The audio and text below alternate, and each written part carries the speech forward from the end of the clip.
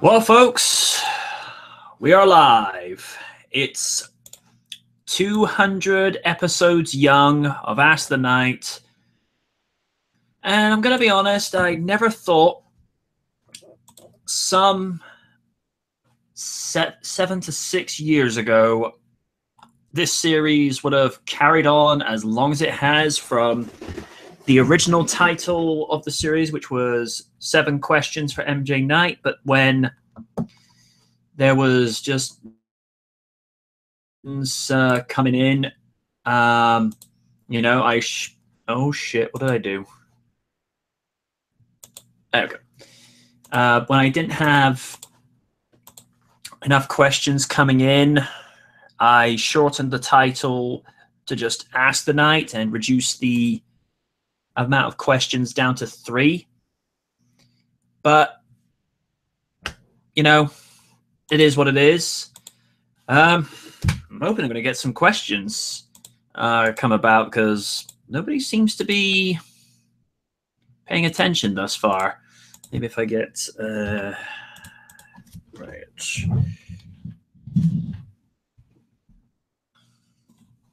Always helps for a little bit of promotion. All right, let's get the word out. All right,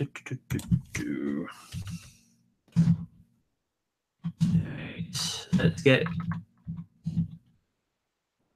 the codes and what have you.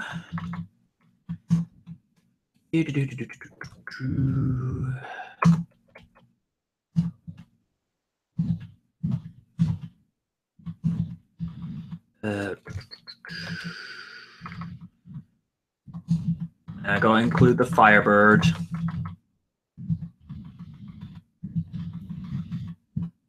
All right. Hopefully that'll get things moving along a little bit. There is, oh, we've got one person watching. Whoever's in the live chat, speak up, and like I say, I'll get the, let's get some questions going. I think it was August 2015 when I put out the first live special of this. Man, is anybody actually even watching? Let's see. There's a few people watching. Hang on.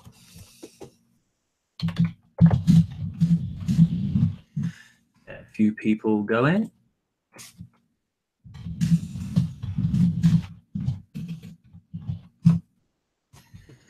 Just trying to get the word out a little bit. Is anybody? Nobody's even asking any questions. Yeah.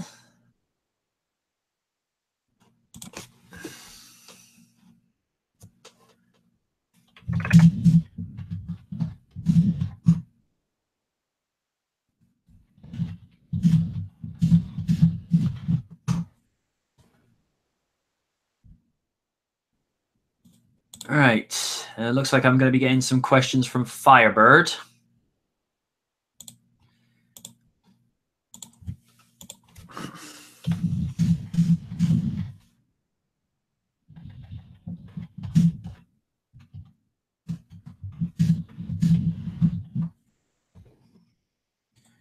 All right.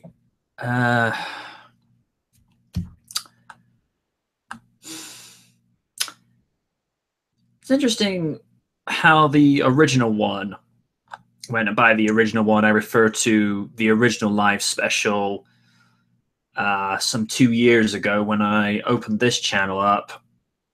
That was such a mess, because apparently people were talking for like the better part of 20 minutes in the chat saying, like, where are you? You do know you're live.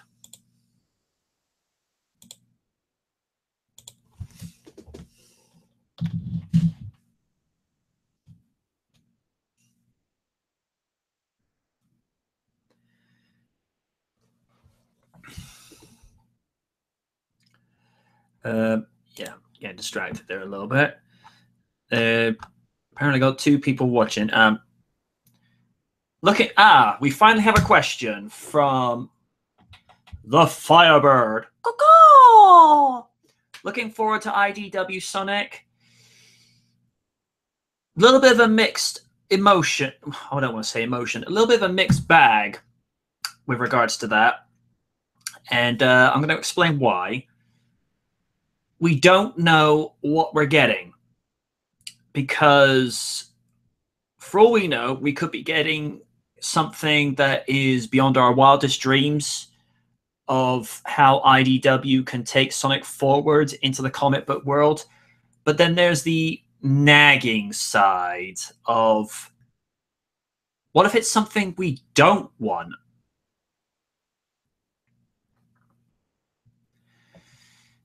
He's just saying, I heard rumors from Exodus on Facebook that Sally may return, but it's unconfirmed and I need to find proof.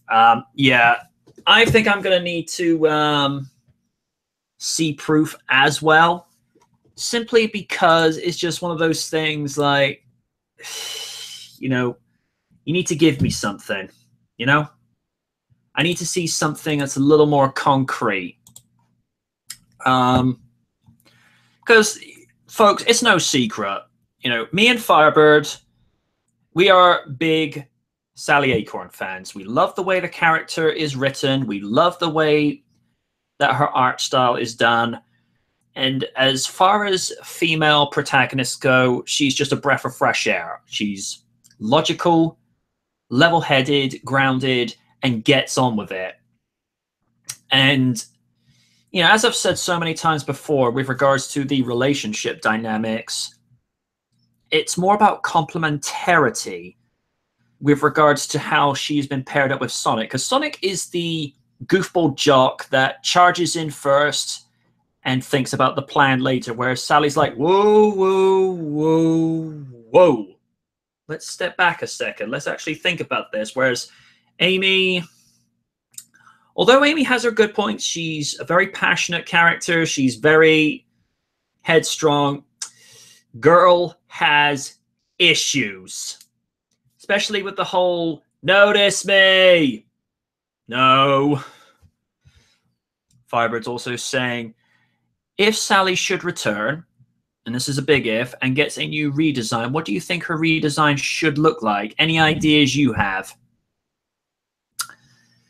Firebird, I refer you to the piece that I promoted on Showcase Thursday about 2 months ago, where I promoted Comics by Adams concept art for Sally, where it's basically what we know from her reboot look that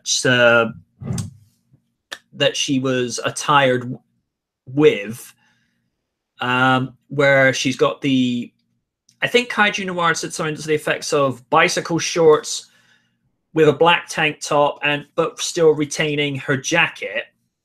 What Comics by Adam has done, he's made the boots black with blue trim and basically more or less kept her design the same, but now she's got fingerless blue, well, I can only presume are leather gloves. So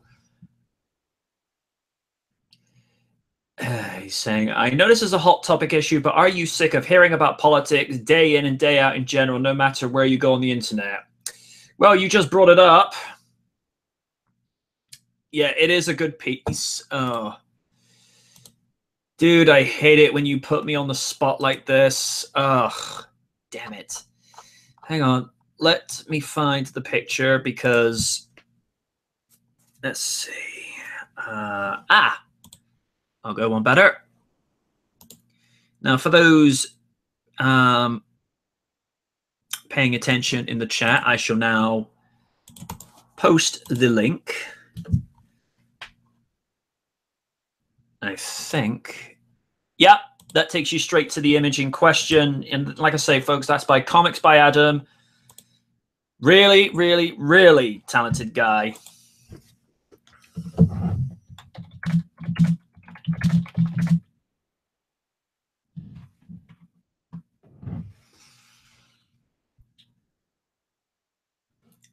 Just going to see if Win wants to join in with this one. I mean, it'd be cool to get different perspective with regards to Q&As, particularly how I did things when I had Kira online, aka the Commander. Yeah, it is. He's saying, you can be neutral if you wish. I'm just tired of hearing about politics when I just want to look at other news. I think you can actually edit your news feed on Facebook, dude.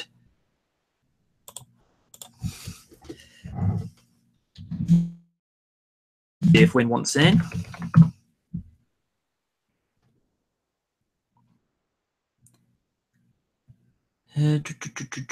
Yep, the art piece in particular is a very cool piece. Hang on, let's have a look, see.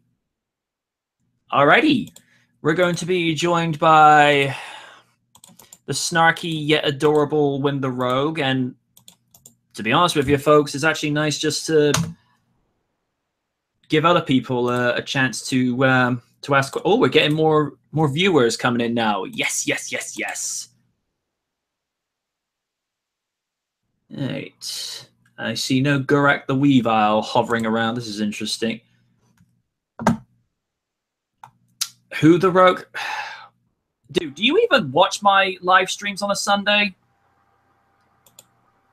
And Win is joining us just now. Hello. Hello. How are you?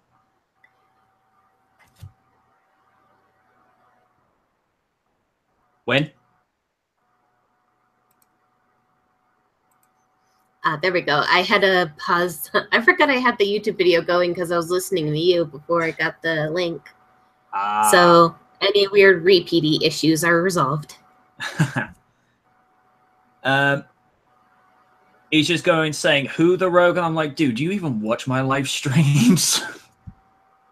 I don't know. Adam Wofford is just saying, I'm here. Firebird saying, I apologize. I don't watch him that much. Considering how long most of the SKL live streams go on for, dude. Well, not too many people stick around for the end, particularly when it's 8 p.m. on the West Coast. Oof. I think we're always burnt out by that point. Yeah, we try to plan discussions and keep them brief, but we tend to ramble on, and it takes a lot longer than normal. But I'm not complaining because everyone's a cool bunch. Thank you.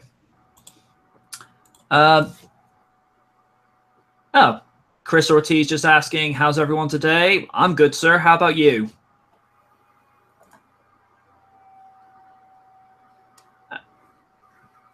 Can't really complain. I'm doing all right. It helps me getting through my...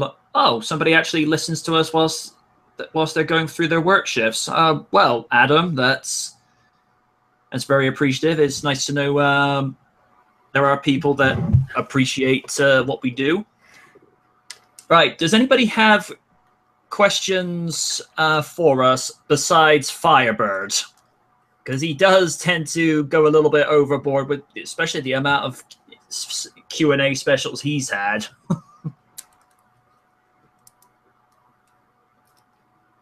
I'm just waiting to see if people have got other questions.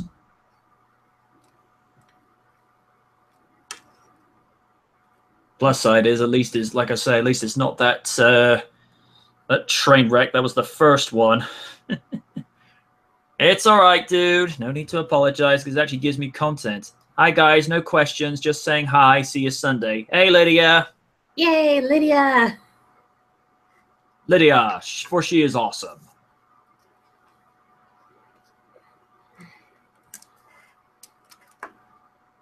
Right.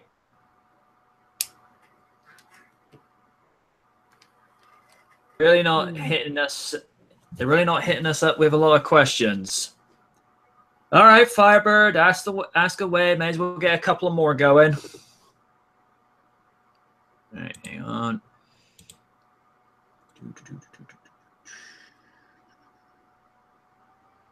Oh, Oni was online for a moment. Imagine him answering questions on here. That would have been intriguing.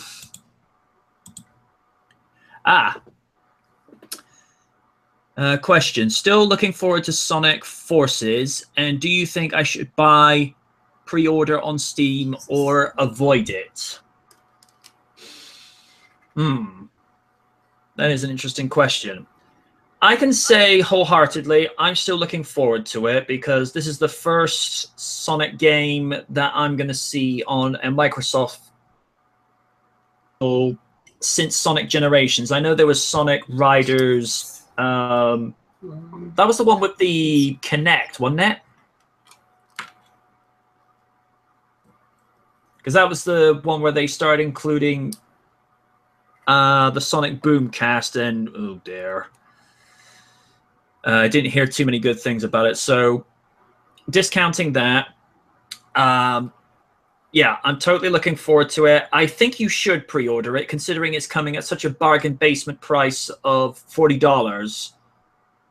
$27.99 for us in the UK, and you do get a pre-order bonus with an Xbox One control pad skin, and be able to download DLC of Shadows episode, which I think is supposed to be a prelude or an add-on to the game itself. As for Steam,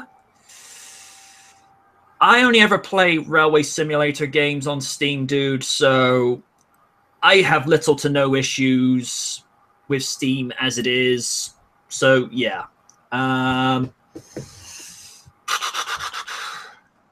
Suppose I should pose that same question to Win. Are you looking forward to Sonic Forces? I will say, from what I've seen with the gameplay video, it looks interesting. It could be good, it could be bad, but as I once said in a previous conversation with you, there's an old saying, the proof in the pudding is in the eating. I can't add anything to that. That's just down pat. Adam Wofford has a question. If you had a chance to have a starship, which one would it be? The USS Enterprise D, because it's Star Trek Next Generation. You know, what is there not to like? Although the one that would come a close second, the Enterprise from 2009's J.J. Abrams Star Trek, because the exterior and interior design of that ship, marvelous. What would be yours, Win? I'd say a tie between either the Outlaw Star, because that was one of my favorite Toonami animes, aside from the Gundam series and Sailor Moon, or if it had to be a live-action franchise, I'd probably say the Firefly. Oh, yeah. Or excuse me, the Serenity, I believe, was the name of the ship. I know Firefly was the name of the series. It's been so long since I watched it, and I'm not going to lie, I'm still kind of bitter that they canceled it after 11 to 13 episodes. You're not the only one. I know a few people that are still royally pissed to this day that it was canned the way it was. And wasn't Serenity the sequel movie to accompany that series? Serenity was the movie to kind of answer any questions that people were left hanging on in a way. And at the same time, it was to satiate the fans who were a little bit iffy at the fact that it was canceled. Good movie, but at the same time, there were things that made me go, God damn it, Whedon. Why'd you have to kill Walsh? Why did you have to kill Walsh?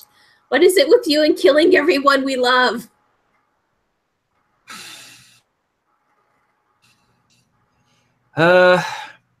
Here's a question from Chris Ortiz. So have you heard about Zach cast as? What are your thoughts? Ooh. My understanding was that it was going to be John Cena being cast as Shazam, so I don't know if I've actually seen Zachary Levi anything. Let me just do a quick search on the Google. Zachary Levi. Hey, yeah, I could see that working. Yeah, he does. He does look the part. Who they're gonna get as his, I suppose, civilian counterpart to play in order to be able to turn from that into Shazam, I don't know, but physically he looks the part. I mean, I'm presumably he's going to be bulked up, considering he's going to be taking on, because I think The Rock is playing Black Adam. Yep. I think in the movie, so that'll be intriguing. Part of me is kind of glad it's now hearing this is kind of glad it's not Cena as Shazam, because then people would be touting it's Rock versus Cena 3. Stop that. We had enough of it the first 2 times. Stop it. Yes. Barbara's just saying, ever hear of the remixes of Ace Ventura? Really? Okay, folks. This has to be said. I don't see the point in remaking Ace Ventura, because Ace Ventura was fine the way it was with Jim Carrey, because until further notice, the only person that could play Ace is Jim. Simple as. That'd be like...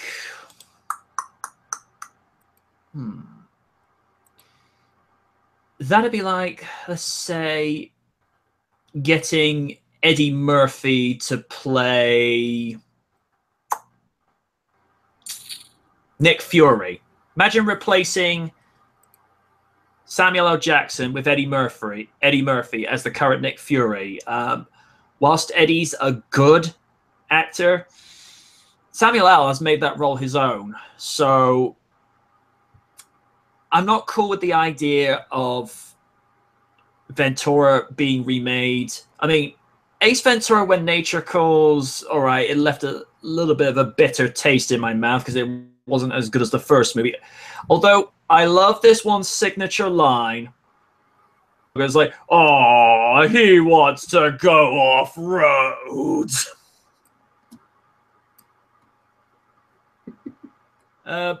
And of course, when he's going down, I don't know if it was the Great Wall of China he was doing this at, when he had a slinky going down all the steps.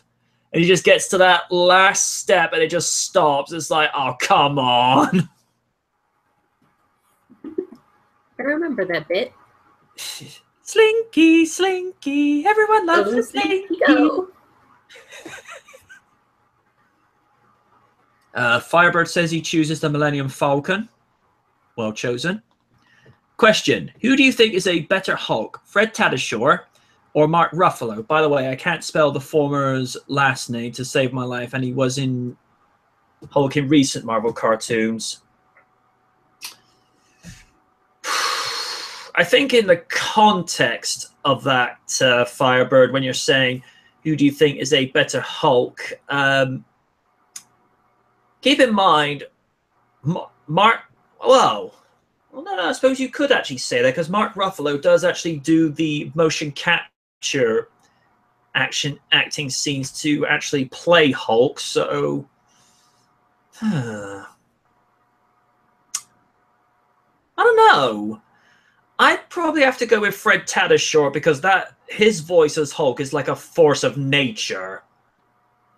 If you watch either Hulk versus Wolverine or Hulk versus Thor, you hear Fred doing this like, yeah, I'm not cutting him off on the highway. Nope. Although somebody once posed this question to me, it's like, who would outdo the other in primal screaming and just a fit of rage, the Hulk or Lena Inverse? And I'm like, I wouldn't want to be the Hulk that day. Because, as most people know, and Wynn knows this so well herself, don't piss off the fiery redhead. It is best for your health. I mean, crying out loud, Naga's found this out enough times the hard way. Firebird goes and says, indeed, MJ, it's Feedbusters all the way, sans the feminist. Okay, dude, no. Let's not talk about Feedbusters, because I think about 2 to 3 weeks ago, we were talking at length about how condescending that campaign was. Yeah, people don't like being talked down to. That's why the movie did so badly. Well, that, and they didn't really try to bring anything new to the table. Yeah. I mean, pretty much just said it there. It was just a rehash of the original movie, but done badly. And also the CG, people said they were using graphics not really that much greater than the PS3, which is kind of harsh on the PS3, because even their graphics by today's standards are not that bad, but for a Hollywood blockbuster, it's like, oh. Ooh. If it were a TV movie, they could kind of get away with it, since TV movies have lower budgets. But when you're being filmed by a mainstream film company, people are going to have some serious high standards. Oh, yes. Chris Ortiz, what are your thoughts on Netflix now making their own original movies? I think it's a brilliant idea. Because the one thing we've seen from Netflix is they have a lot less restrictions than they would have with TV networks or on mainstream theatrical releases, because they're, I pretty much just said, there's just a lot more creative freedom. They're not having to be told you can't have this in there, you can't say that, you can't have this person making this finger gesture at this person and all that jazz. Just an example. I mean, particularly if you look at how they've done the Marvel Netflix live action series, a lot of the stuff that's done in that, it wouldn't even make it to TV, because of the fact that they're just able to go to places that others aren't. I mean, if you look at the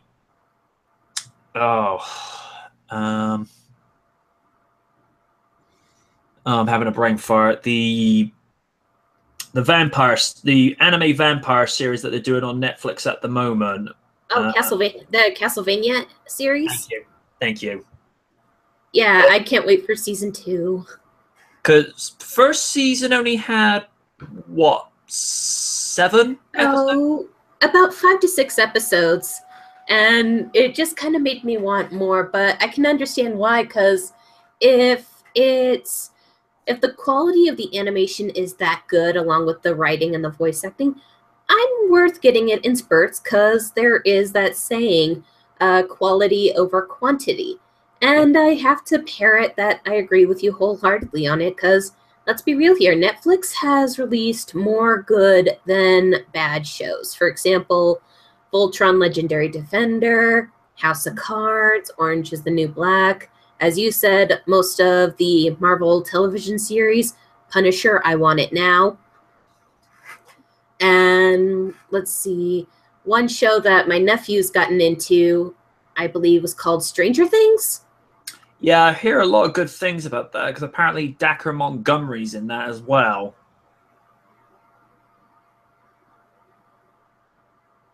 The one who plays the Red Ranger in the new Power Rangers movie. Cool. Nice to see that he's getting work outside of that. Yeah, I don't think it's likely we're going to see a sequel to Power Rangers, because I think somebody did this as a meme picture on Facebook. The original Power Rangers, lightning in a bottle. New Power Rangers, power failure. And I'm like, ouch. It's like, that's got to stick. Question, how would you react if you met Mark Hamill in person? I'd probably faint first. Then get back up, and then see. Before I saw the video of someone asking him to do an exchange of what would happen if Luke Skywalker met up with the Joker, I'd be like, oh, damn it, that's what I was going to ask. Although, it'd be interesting to see a conversation between Skywalker, Joker, and the Gargoyle from the 96 Incredible Hulk animated series, which a lot of people seem to forget about that one. He really knows how to play this kind of snarky, deformed lab lackey. And I was watching a couple of episodes the other day just to sort of purely just to watch it just for the hell of it.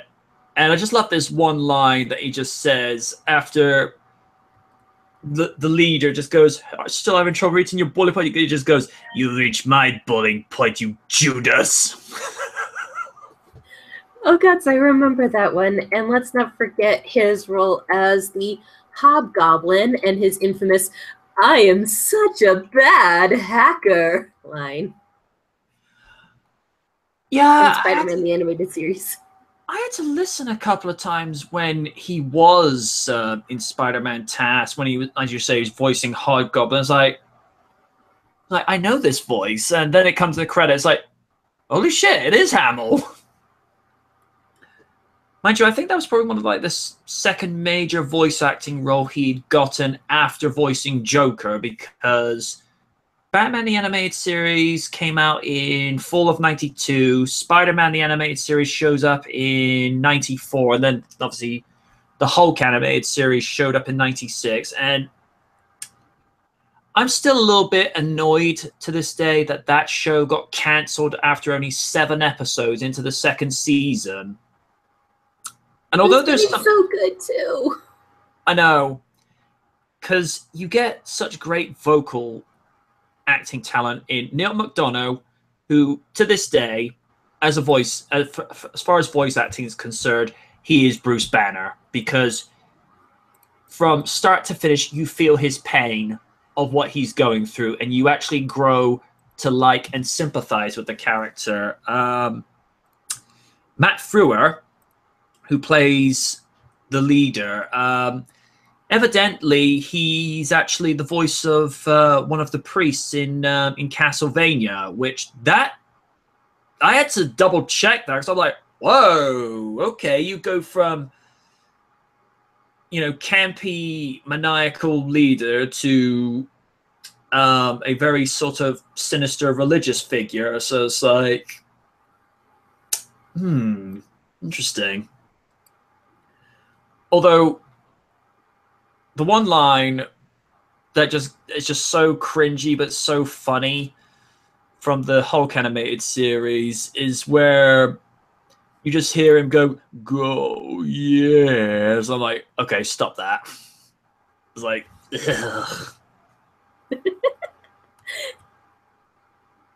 ugh. Right. Let's have some more questions. From Raiden, the man. What are your thoughts on that Stephanie McMahon tweet saying this is W's best year, even though we all know the truth? Bullshit. You know what? Since this is a question relating to a lady, we shall let the lady answer first, because, come on now, people, 21st century, got to use some chivalry.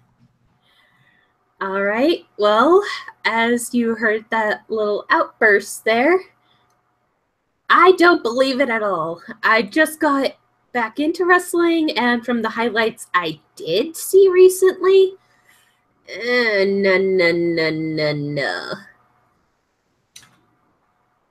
I feel like if this question or if this statement was being directed towards this year of NXT, although I haven't watched NXT in a while, even if NXT is having a bad day, it's still better than the main roster. But I feel like NXT, believable.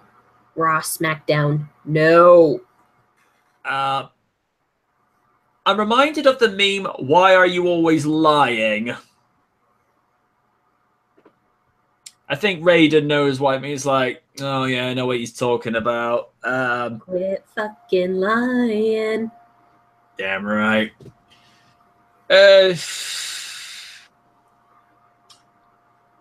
From what I've seen from pay-per-views and just watching the odd clip of Raw and Smack, because the only thing I tend to watch for is when there's like a build-up to a pay-per-view. There's not really a lot being offered on. Oh, funny thing. One of my buddies from college, he was actually the guy who pretty much got me into wrestling. How you doing, Pete? He said in the and Raiden and Win, I hope you're both sitting down for this. He made the point of watching all through Raw and all through SmackDown before this year's WrestleMania, and he said the best thing of WWE in that week before the pay-per-view was the exchange between Miz, Cena, Nikki Bella, and Maurice. And I'm like, oh gosh. And that was...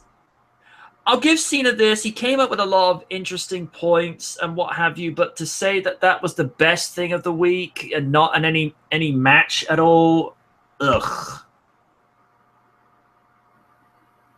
And an interesting thing, the only reason he was given his 16th world title reign is because that was his reward to have the mixed tag team match at WrestleMania and to propose to Nikki Bella in front of a worldwide audience, because Cena wanted to face The Undertaker.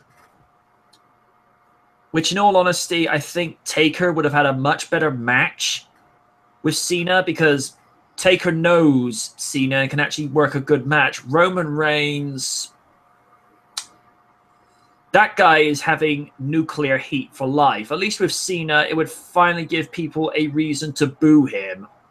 Even more so, because he can work with it. But Roman, it's like, you're supposed to be a baby face, yet you've got this nuclear heat. I don't know. Firebird's asking, I'm afraid of asking this, but who is worse, Feig or Penders? Oh, jeez.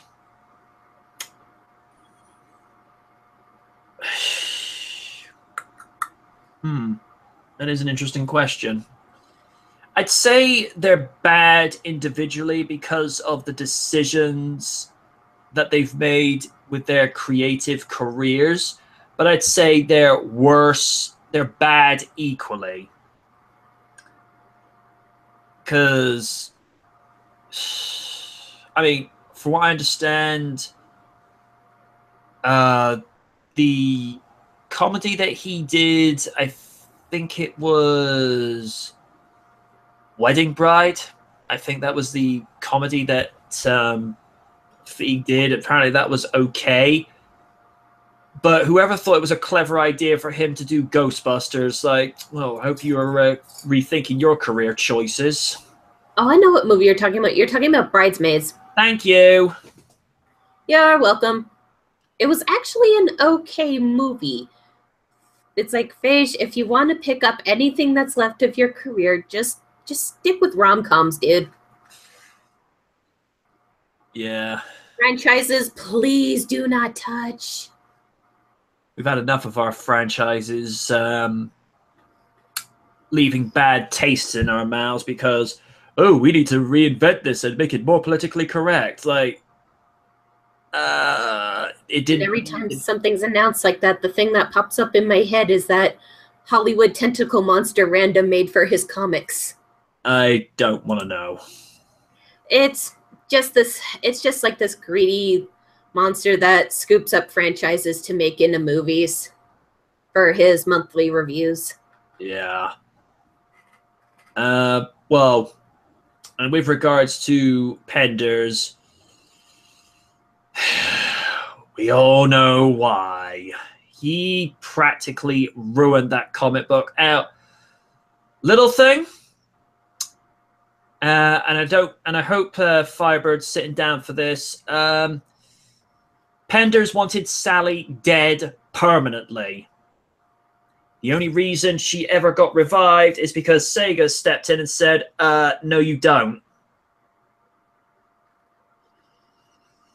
it's like I said the other week. I think this was before you came in. The episode 2 weeks ago. When there's two things you don't do on the internet. You don't piss off the Sally Acorn fan community, and you don't piss off the Fist of the North Star community. It's like, that's a line in the sand. You do not cross it. Because both are very, very passionate about their respective characters and what have you. It's just like, don't go there. And for anyone new to these videos, you now know who MJ means by that guy.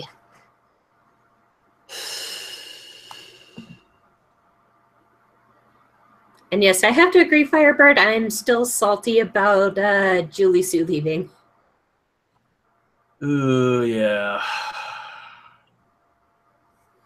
Firebird saying, how could I forget about him wanting Sally dead? Yeah, most of us are trying to forget about it.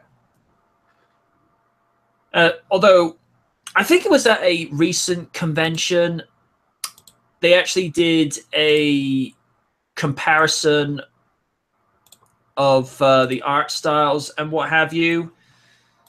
They showed Pender's art style of Julie Sue, and they showed a fans version. The fans version was superior. Although at this stage, that's not saying much. Right, let's have a question. Oh, Adam Watford says Ghostbusters 2016 special effect is on the same level of I think he means Haunted Mansion.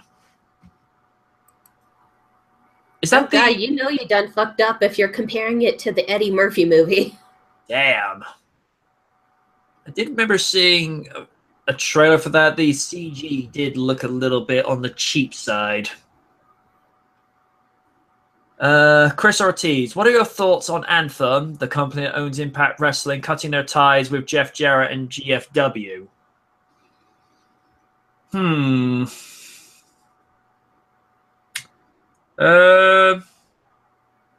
That's an interesting question. I think with regards to Impact Wrestling, TNA, call it what you will, I think it's WCW all over again. They keep prolonging and prolonging the inevitable, but we've seen this coming a mile away for years. TNA, Impact Wrestling, whatever you choose to call it, or some have called it total nonsensical action, it's going to go the same way as WCW because too many bad decisions are made. There's booking is poor from what, especially all the years that I've heard it from Oni, particularly when during season 4 of RDR, where we practically begged him to stop reviewing it. That took a while to get that through to him. Ugh.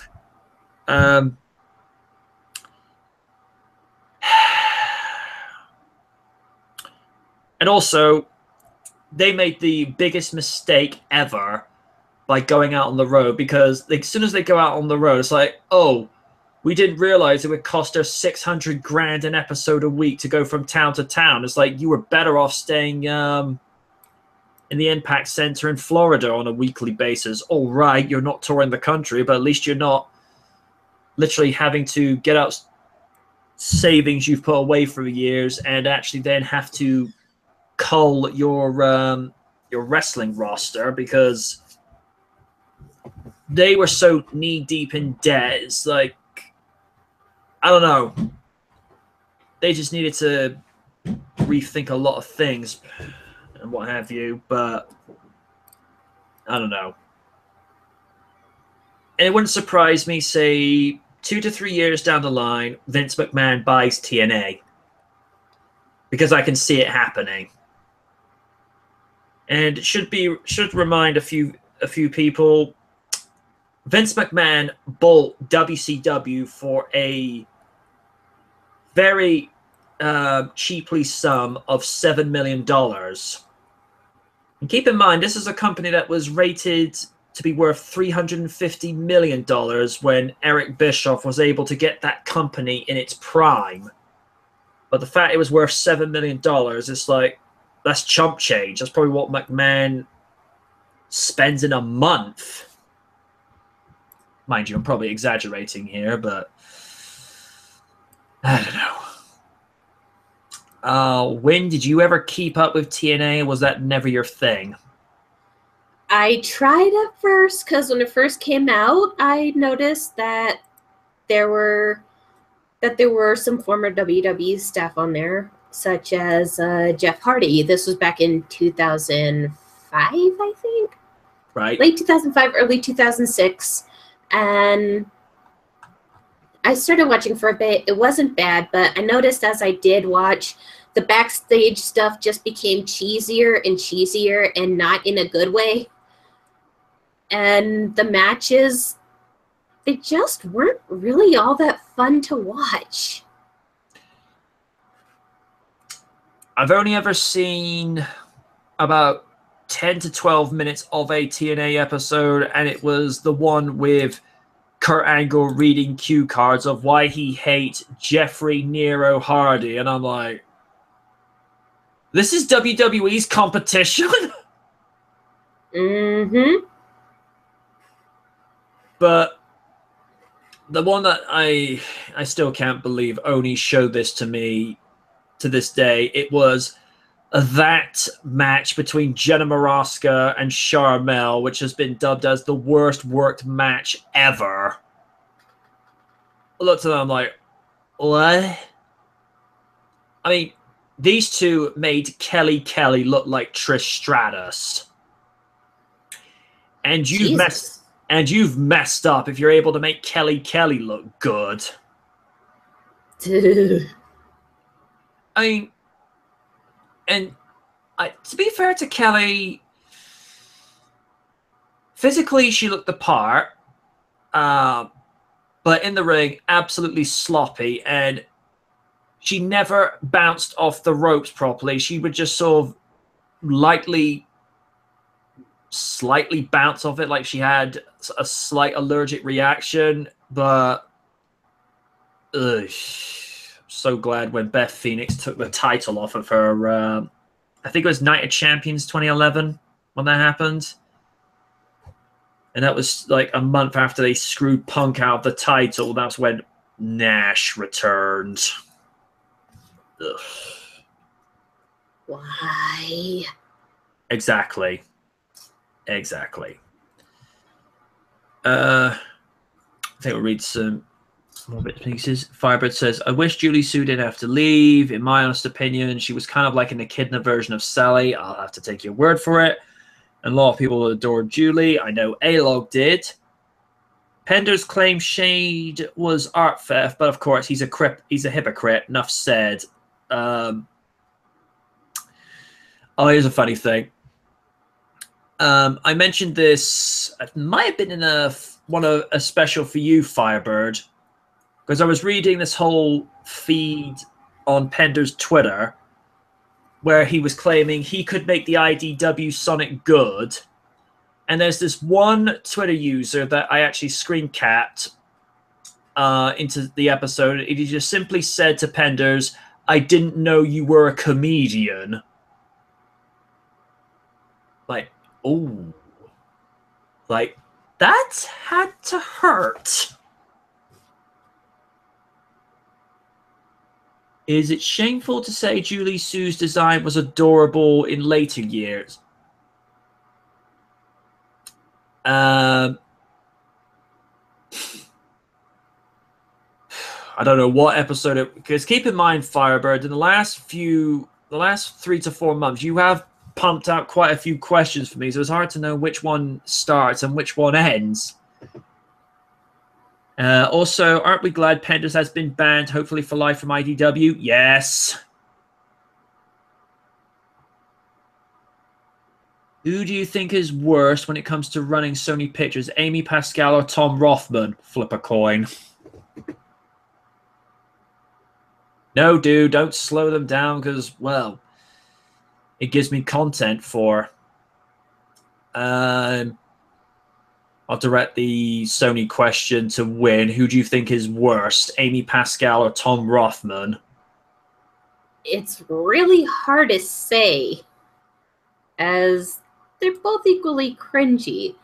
It sucks because there are moments where Sony does do some pretty decent movies, and then after one or two movies later, they shoot themselves in the foot. Ghostbusters. Pretty much. And Amazing Spider-Man 2. And it doesn't help with that whole debacle of them getting with their feud with Genndy Tartakovsky, who's pretty much saving their animation studio, because you get movies that he does with a lot of heart, such as Hotel Transylvania and Hotel Transylvania 2, and since it was said to be shelved and not canceled, possibly the animated Popeye movie he wanted to work on. But no, that had to get set aside for the fucking Emoji movie. Fuck that movie! Yeah, I saw the review for that on Double Toaster. I'm like, yeah, I'm glad I didn't waste $6.50 for this. I think somebody said in the comment section, don't even illegally download this. I'm like, oh. Like, that's a burn.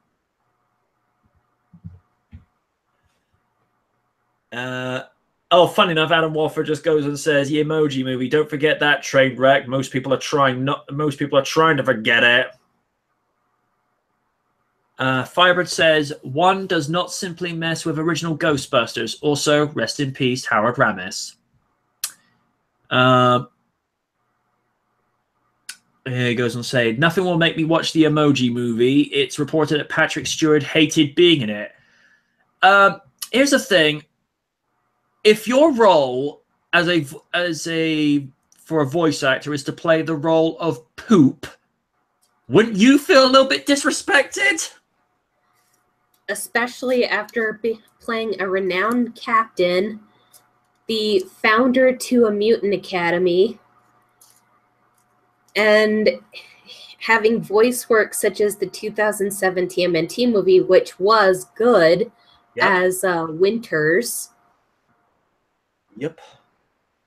And now you do a movie that has probably the lowest Rotten Tomatoes score in history. Whoa. Poor bastard. Damn. Wasn't he in an anime movie called Steam Boy? Yes, he was. Sweet. I saw that movie a long time ago. Was it in a galaxy far, far away, though? No, not really, but it did kind of have that feel because of it being of the steampunk genre. All right. It was good, though, but then again, what do you expect? It was the same mind that did Akira. Oh. Because that was the same... same animator and same writer. Wow. And while I saw it subtitled, a year later I saw the dub, and I gotta say, the cast was pretty good in it. Even Anna Paquin was in it. Really? Mm-hmm. I like that one. And she did a pretty decent job, but I've heard her voice before in Miyazaki's Castle in the Sky, who also had Mark Hamill in it. Oh, it's funny you go saying Mark Hamill, and then there's Firebird asking me about Star Trek. Could you imagine the Joker on the bridge of the Enterprise? Oh, God, no. He'd enjoy that way too much. Oh, God, what if he was in cahoots with Q? Oh, my gosh. Two huge egos on the screen like that. The universe is not ready for this. And both of them notorious universal trolls. Oh. Now I'm picturing Joker on Twitter as a troll artist.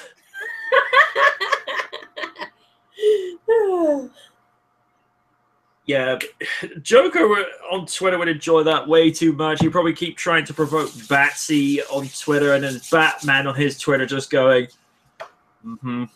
It's like, Why aren't you responding? You do realize the whole point of trolling is if I respond to you, you get what you want. I am denying this. Oh, you're no fun.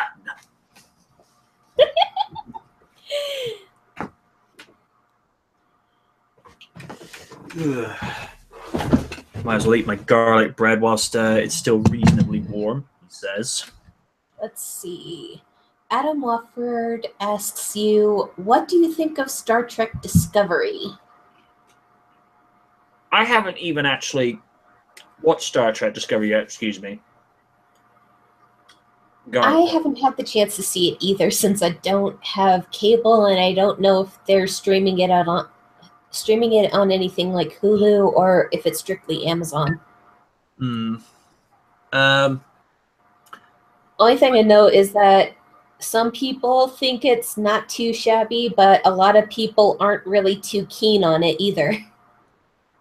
Yeah, apparently it's a lot edgier than what we're accustomed to with Star Trek, because the original Star Trek was groundbreaking with this kind of gutsy passion in space, whereas you get Star Trek Next Generation is very eloquent, very logical, very elegant the way it's written with regards to the sets. Voyager I never saw enough of, although I did enjoy the captain in that series. She kind of reminded me of a female version of Picard, very logical, very forthright, always weighing up the pros and cons and what have you. So, not to mention, she's one of the few captains who actually dealt with the Borg. Oh, yeah. What's the actress's name? Something Ryan. Oh, it's just going to bother me now. Chris Ortiz said Star Trek Discovery is being streamed on CBS All Access. Anna Watford then says it's only on CBS and Netflix outside the USA.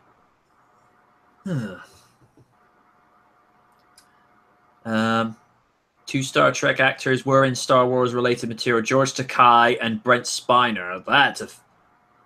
That's probably like feel odd, being on the opposing franchise to what they've been, not against, but they're on the opposing side. I mean, imagine Takei just like go in there and sing a Jedi fight and be like, oh my. How'd you like to see my lightsaber? Oh my win.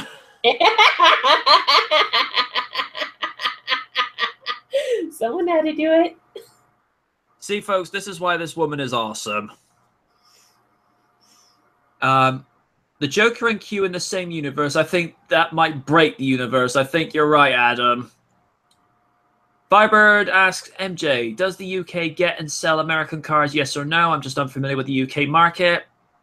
We have the Corvette, the Camaro, and now the Ford Mustang, because in the fall of 2015, to celebrate the Ford Mustang's 50th anniversary, they wanted the Mustang to go global.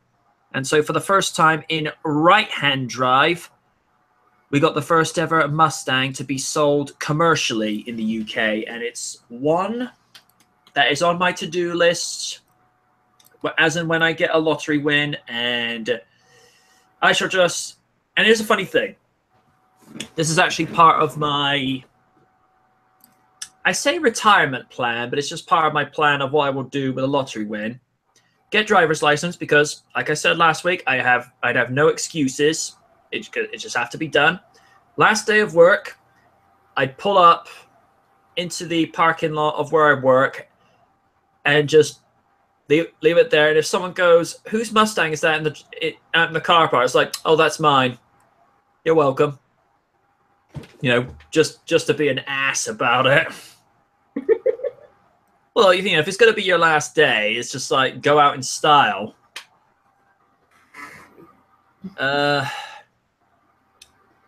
Actually, there was a show called It Takes a Thief starring Robert Wagner back in the 1960s, and Takei had an appearance on there. No joke. Okay. Bring back Pontiac and Firebird. Yeah. Although, keep in perspective, Firebird, they cancelled the Trans Am in 2002. Oh. Oh, wow. Let's see. Which female Sonic character would I love to voice? Oh, God, there's quite a bit of them that I really like. But if there was one I could probably get right, it would probably either be Julie Sue or probably Amy, because that's the pitch I'm the most confident with. I don't think I can go sultry enough for Rouge. I haven't heard enough of Blaze to get her pitch down. And let's see. Sally, I don't think I can ever outdo Kath Soucy. No, I can't. Doesn't stop you from trying. I'll try, but there will always be one Sally Acorn in the fans' minds, and I do ascertain this. Let's see. Nicole? I could try, and since I do have Audacity, I'd be able to edit the pitch to where it sounded like it was coming out of the computer, unless you mean when she was actually made as a sentient lynx instead of a computer.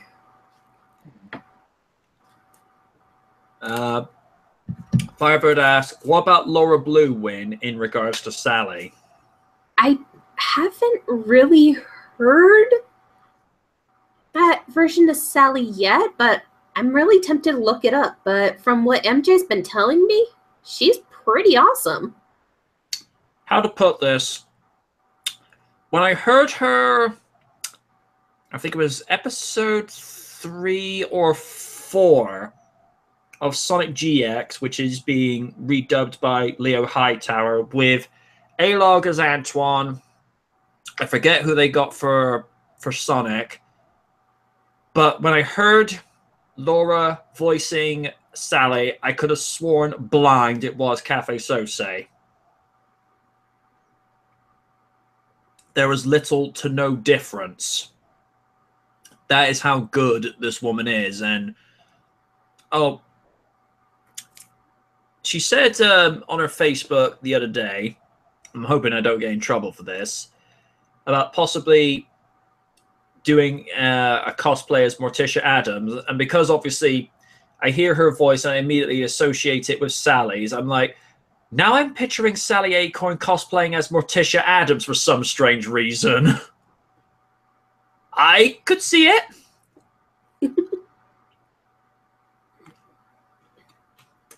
Though I would say if I work on my southern drawl enough, I could also probably do Bunny, because in Saddam, Bunny was one of my favorite characters. Bunny, to me, she spoke her mind. Not to say that would make her like a female Stone Cold, although if Bunny started coming up, coming down into the forest, flipping people off and dropping them on their necks and then drinking beers afterwards, like, okay, I know what you watch on Monday nights.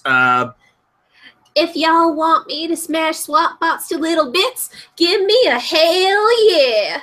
Hell yeah. All right, Sugar Hog.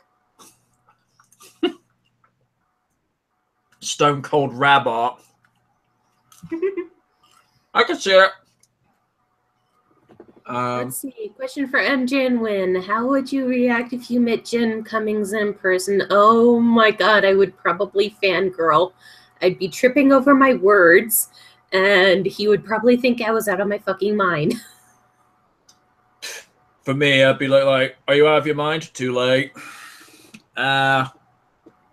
Considering this guy has voiced quite a few voices of characters from my childhood, Darkwing Duck, notwithstanding, because that's arguably one of the best voices that he's ever done, because it is basically his major role. But I always come back to his version of Robotnik. I don't know what it is, but that to me is the archetype for Robotnik. Just this, he's basically just evil incarnate. If Sonic is, you have two sides of the coin. If you have Sonic as everything that is light and good about everything, Robotnik is just the flip opposite, you know, dark, sadistic, no humanity, and just unrelenting. I love Long John Baldry's portrayal of Robotnik as this wacky, eccentric, evil quote scientist, but Jim Cummings just made that role his own, because there were times back in the day I couldn't watch Satan with the lights off, particularly when Jim was just going into this lower register, when he's royally miffed as Robotnik, and you're like, ooh, it's like, that's creepy. Yeah, in the Splatterhouse game remake, he was also the Terror Mask.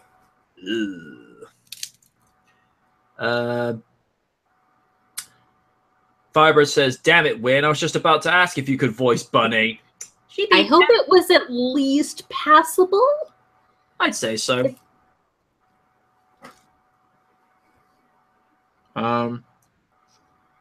Chris Ortiz says, I've met Jim Cummings before. He's a great guy. Awesome, dude. Chris, didn't you also meet David Yost?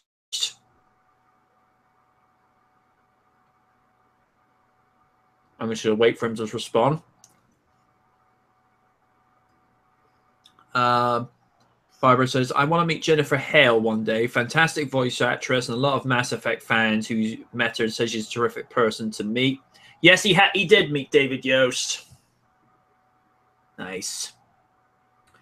Jennifer Hale. Didn't Jennifer Hale... Ah, damn it, Firebird, you beat me to it! And she was also Leah in Diablo 3. Ooh. I play a lot of Blizzard games, so if I talk about them a lot and you get annoyed, just let me know and I will stop. That would imply you are annoying, which you are not. What other famous voice actors would you like to meet? Ooh. Love to meet Jaleel White, the OG of Sonic voice actors. Let's see. Cynthia Martinez, because the Lena Inverse. Come on now. Alan Oppenheimer, because his Skeletor voice is still the best one to this day. Meow.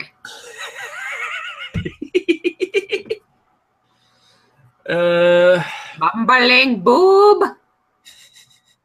Do you believe there's actually a YouTube video of an A to Z of Skeletor's insults? I believe I've seen that one a while back, and I've heard Big Al's impersonation of Skeletor, and it's pretty fucking good.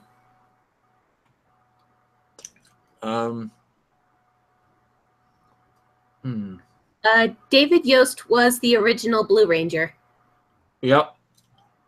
I'm not sure what he does for work, but I know that he is a big LGBT activist.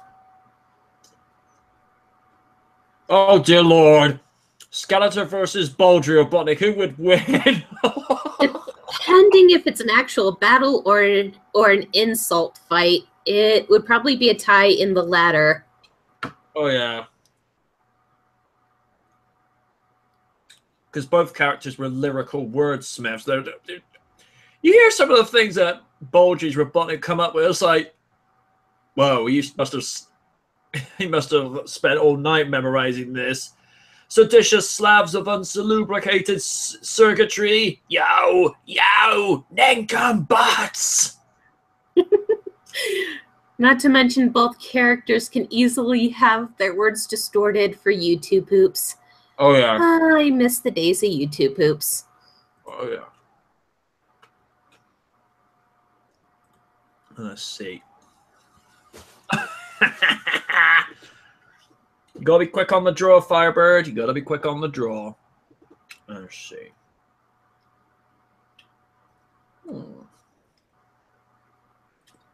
She does work for BioWare too. Interesting.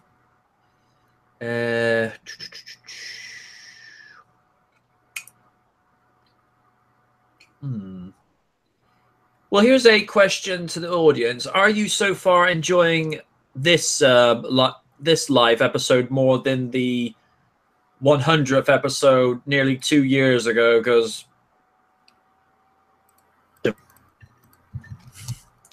although I think that one ended up going on for about 4 hours. But given how our live streams go on for 4 hours, that's nothing.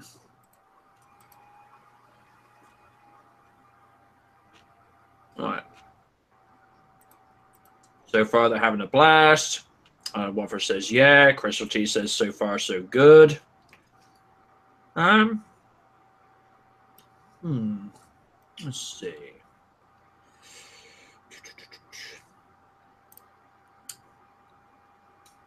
Let's see. Come on, guys. You got to have more questions here. Otherwise, it's... here we go. I'm glad I'm not voicing the stream. You guys would be thinking I'm literally insane. I would have thought that was me. He'd probably be used to it since he's normally used to the back and forth voicing between A-Log and myself and occasionally Kaiju. Yeah. Kaiju does some really awesome voices. He does. He does.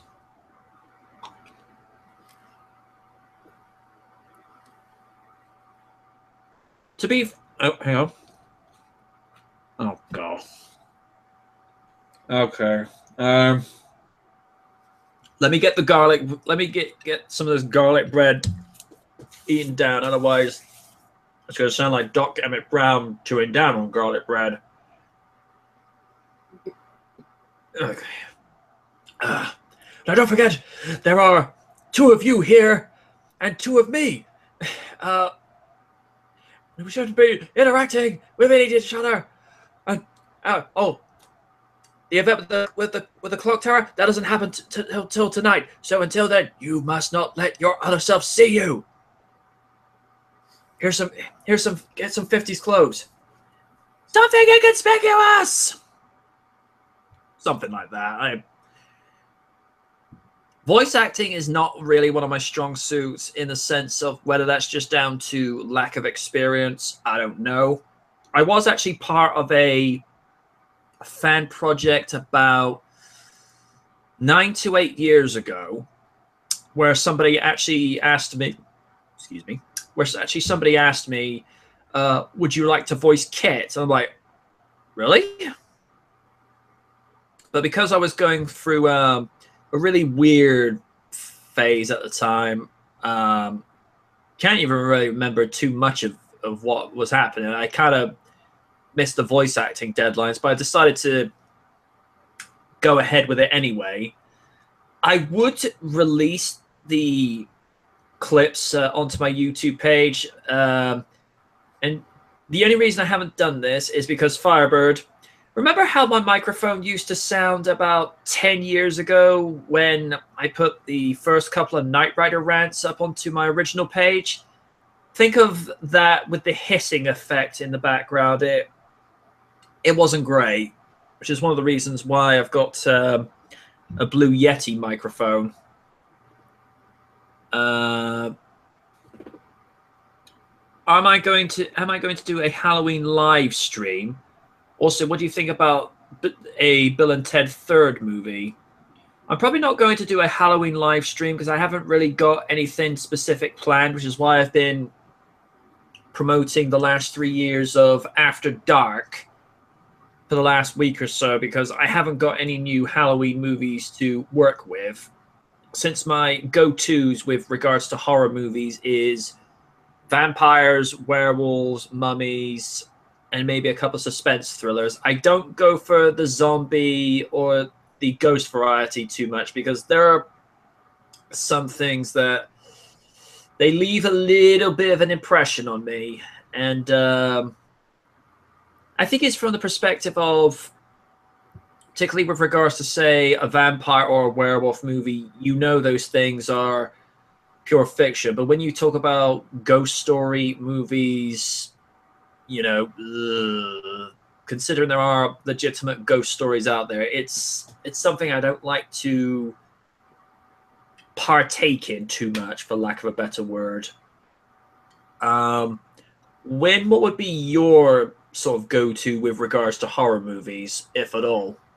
Let's see. I watch a lot of horror anime. I would probably go with Japanese horror films, not because I'm a weeaboo or anything, because I do like some of the classic horror movies from the past, but at the same time, recently it feels as the horror genre is kind of the same.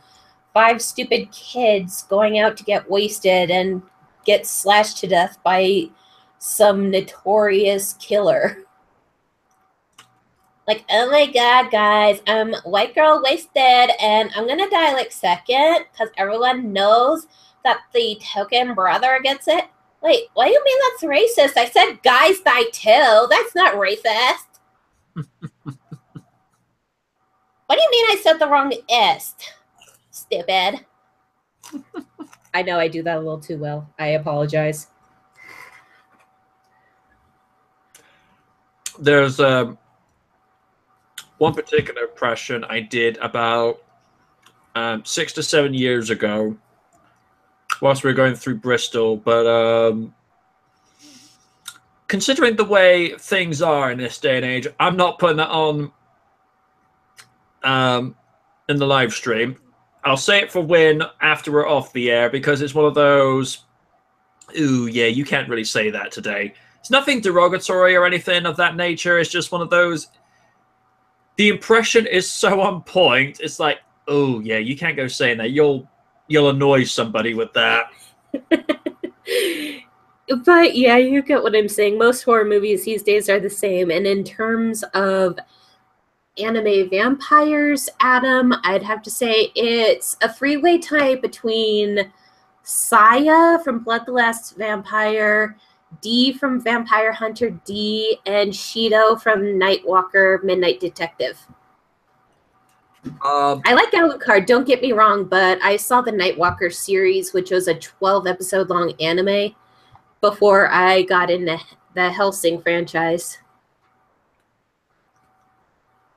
And the anime that got me into the vampire genre to begin with, in terms of Japanese animation, was Blood the Last Vampire. That movie is just, oh. And I can't recommend Vampire Hunter D enough, both the original and Bloodlust from 1993. Damn. Of course, there's actually 3 different versions of Saya now. There's the, well, 4 if you count the 2009 live action movie, which a lot of us tend to look away with that. You have the 2000 movie, which the only thing I can knock that movie down for is it's too short. It needed to be at least an extra 10 minutes longer. I agree. Then there's the 2006 series Blood Plus, which wasn't too shabby, though the ending kind of disappointed me a little. Yeah, you wanted her to stick around a little bit more, because you felt like she's finally happy. She's got what she wants, but there's like, no, she's got to go into hibernation. Oh, gosh dang it. And I can't really pass judgment on Blood Sea, as I haven't seen the whole thing, but I have seen some clips of it, and holy shit, is it gory. It goes to places. Let's just say in one scene, a girl is literally beside herself. You had to say that whilst I'm eating. I said it in the most discreet manner, so I apologize profusely.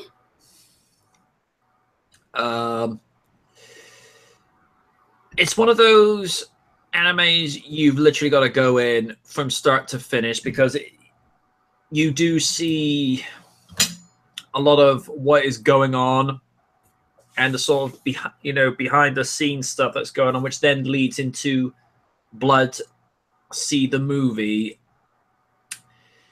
That one, in essence, feels like a little bit of a rehash of the original anime movie, and that movie created a little bit of a controversy because they kind of implied that Saya was open to lesbianism.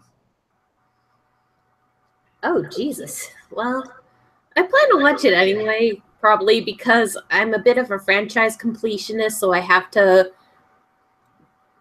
watch something just to see if it's good, if it's bad. Even if it's bad, watch the next adaptation just to at least see if there's any improvement, since there are moments where something starts out bad and ends up kind of growing on you.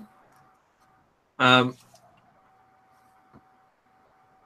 didn't have a problem with the angle. I thought, okay, that's different, but quite a few fans were up in arms about it. Like, ooh, it's like, did you have to go there? And I'm just like, guys, y'all can, go voice your opinions about that. I'm just leaving this well alone because it's a big red button that no one wants to press these days. Like, just leave it alone. I'm like, yeah, some subjects these days, super touchy.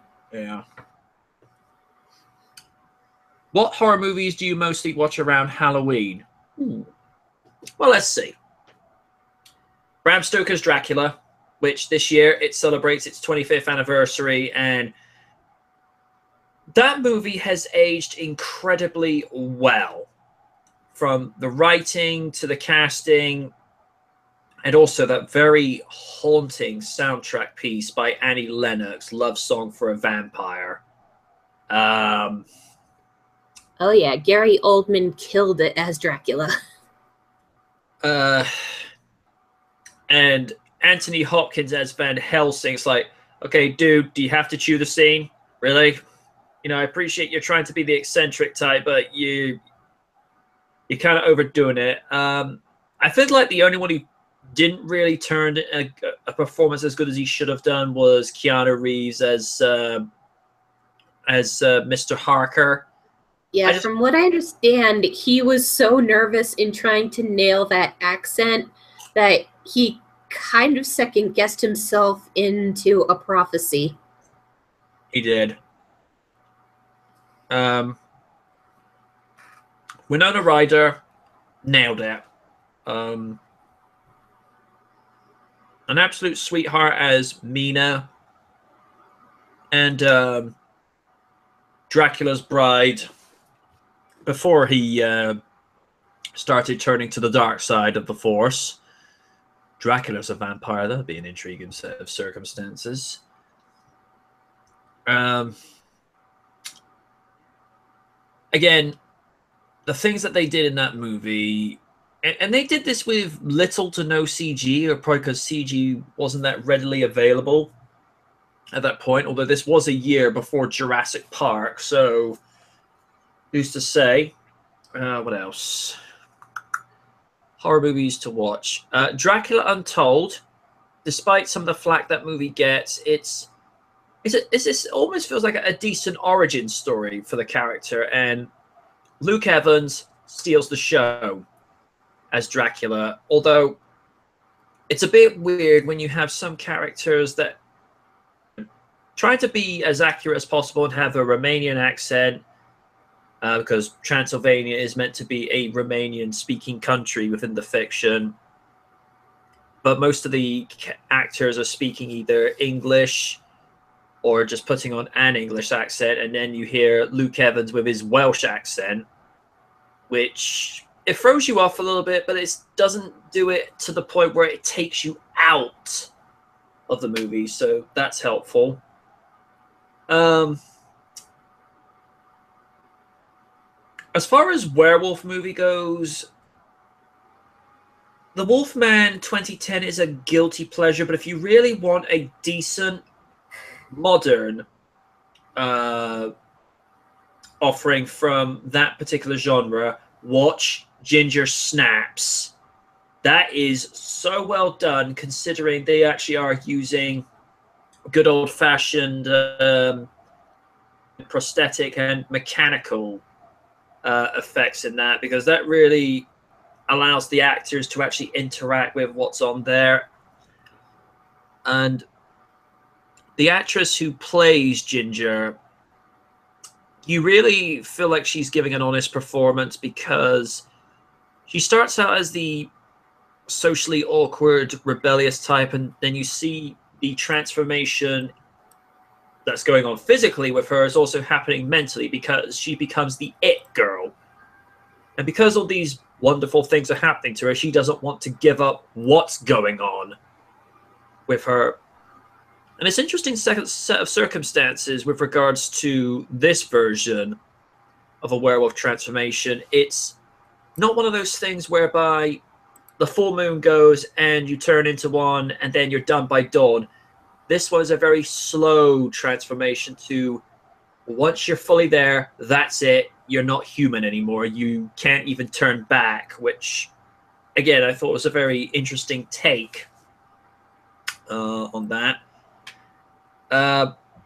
American Werewolf in London, I was terrified of at 14. Then I saw the movie was on Channel 5 in the UK on New Year's Eve.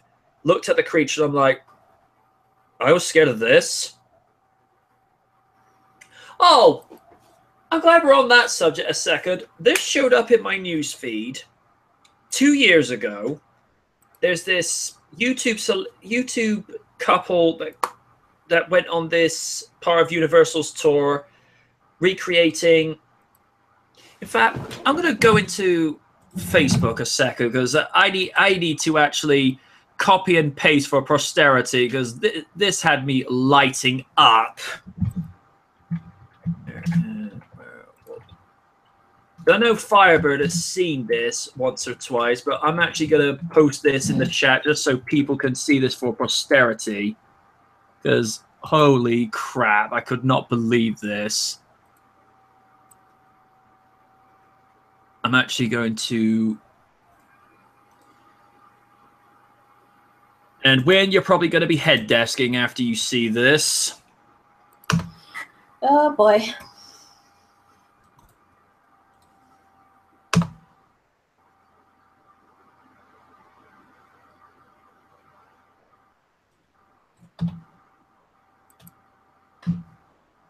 That, folks, legit happened. Let's see.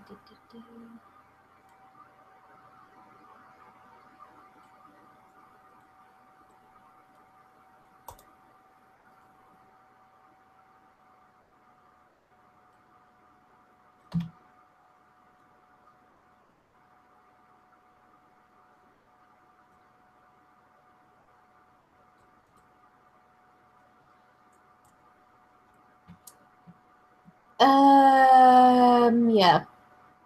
What? Yep. That is in an actual YouTube video. Dramatic reenactment for those curious.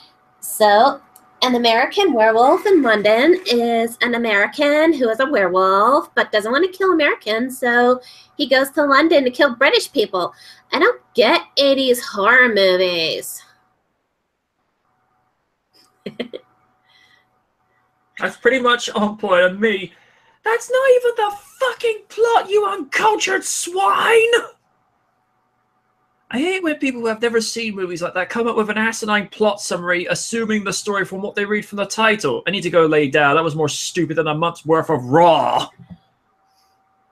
Sick bird. Oh, dear. God. Yeah. And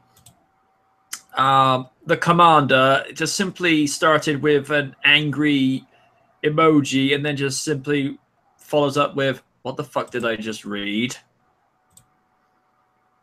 And I'm like, 2 years later, I'm still questioning this. Ay, ay, ay. I know.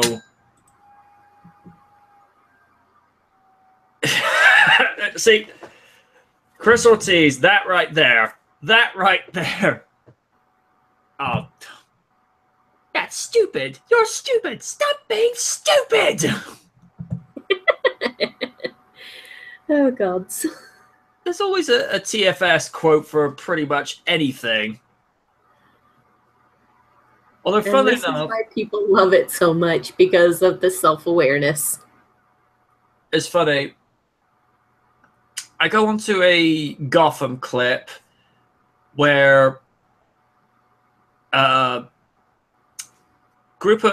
gang is cornering Selena Kyle, and Bruce just happens to be there.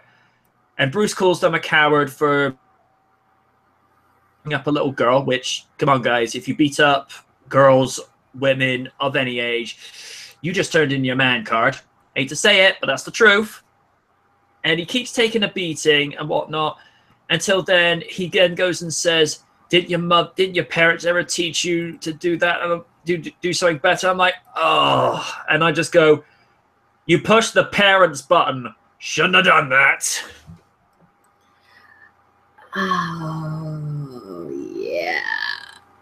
Bad move. Yeah. It just takes me back to that old meme picture I saw ages ago of an old Batman comic clip with him backhanding Robin after he says, hey, Batman, what did your parents get you for Christmas? Flap! My parents are dead! I like in the Lego movie, he just kind of covers it real briefly, just has this like brief heavy metal guitar, goes, I have no parents. Will Arnett, you are amazing. Did you see the Lego Batman movie earlier this year? I still need to rent that. I was supposed to rent it a couple weeks ago, but my schedule kind of got thrown off track. It happens. You are going to literally be on the floor catching your sides going, okay, stop. I need to breathe. Yeah, I was that way when I watched the Lego movie with my niece and nephew. So I believe you, since from what I've seen, most of the Lego movies are actually really, really good. Oh, yeah. Without question. Yeah, it's kind of like the games, especially Lego Indiana Jones. That was my jam.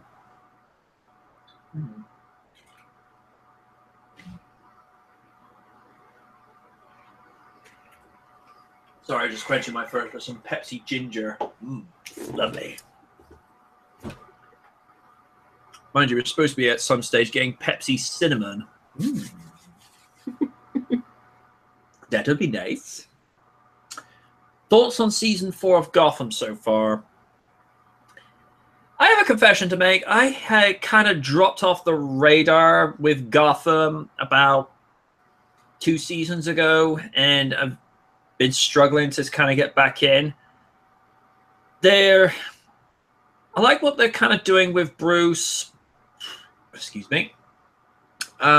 Being prepped into Batman, but it's a really young version, and his armor is basically a glorified motorbike jacket and what have you. The cowl is there, but he's missing the ears. And I find it weird how a lot of the Gotham villains are becoming their Batman counterparts already. I mean, the Riddler is already the Riddler before Bruce has become Batman. And Butch, which is Fish is Heavy, he's now become Solomon Grundy for reasons. And, well, to be fair, Robin Lord Taylor has been Penguin for some time, but what I like that they do with his design, you can see the way his nose is shaped as a penguin, but it's not so in your face. It's just very subtle. You know, it's not like huge pointy Triple H size. It's just got enough of a slope to where you think, okay, I can recognize that's Oswald Cobblepot. Oh God, now I had a disturbing mental image. Oh no. Your That'd be... table is ready, Mayor Cobblepot. Oh dear. Now I also have this image of... Oh no. The Penguin and Joker as part of DX. Oh no. Oh dear God. That'd be funny, actually. I know this. Yeah, it's hilarious, but at the same time, so what the fuck? Yeah, with Harley Quinn and probably Poison Ivy as being some of the DX girls in the music. And here's a funny thing: after all these years, I'm surprised Universal haven't gone to WWE. What are you doing, putting footage of the Lost World Jurassic Park in your Titantron videos? Like, you do know that's a little thing called copyright infringement. And we have one D. Hine joining us. Hello. Oh yeah, like us, he's a huge Archie, Sonic, and Sally. Sally. Oh yeah, I see the Sally Acorn avatar. How you doing, D. Hine? Waiting for a response.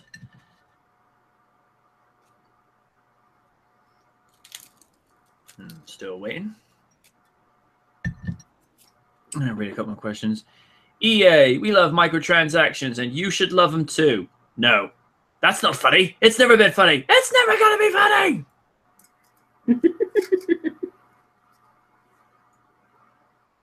By the way, I'm glad you answered my question about Sally Acorn a few weeks back. That's what I do with these things, dude. People ask the question. As long as it's safe for work, I respond.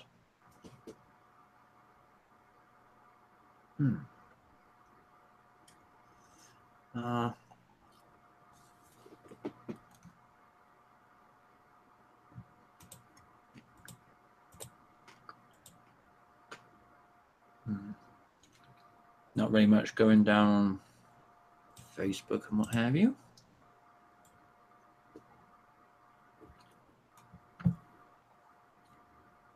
Hells yeah, dude. Hashtag bring Sally Acorn to the games. I've been saying this for the last 4 to 5 months or so. And will IDW cut back on the mandate Super Genesis wave Archie did to 2014, 2016? It's hard to say, dude. Considering how micromanaged the Sonic the Hedgehog franchise is, I wouldn't put money against it happening. I hope there's a Sonic Saturn revival in 2018 or 2019. Yes, I hope for this as well.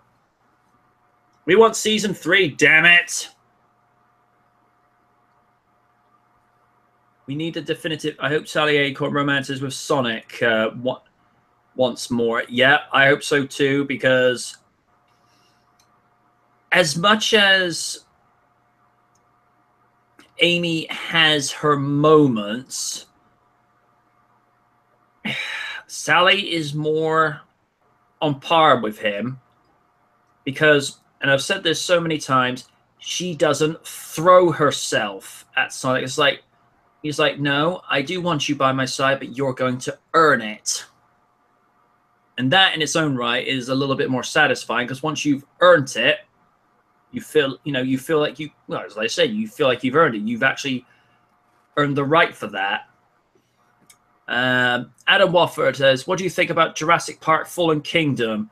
Oh, we discussed that at length last week, especially with the possibility of a camouflaging velociraptor known as the Indoraptor. No, seriously, Firebird, that is an actual thing. They're trying to make an I-Rex, but in velociraptor size and form. So think Predator, but velociraptor.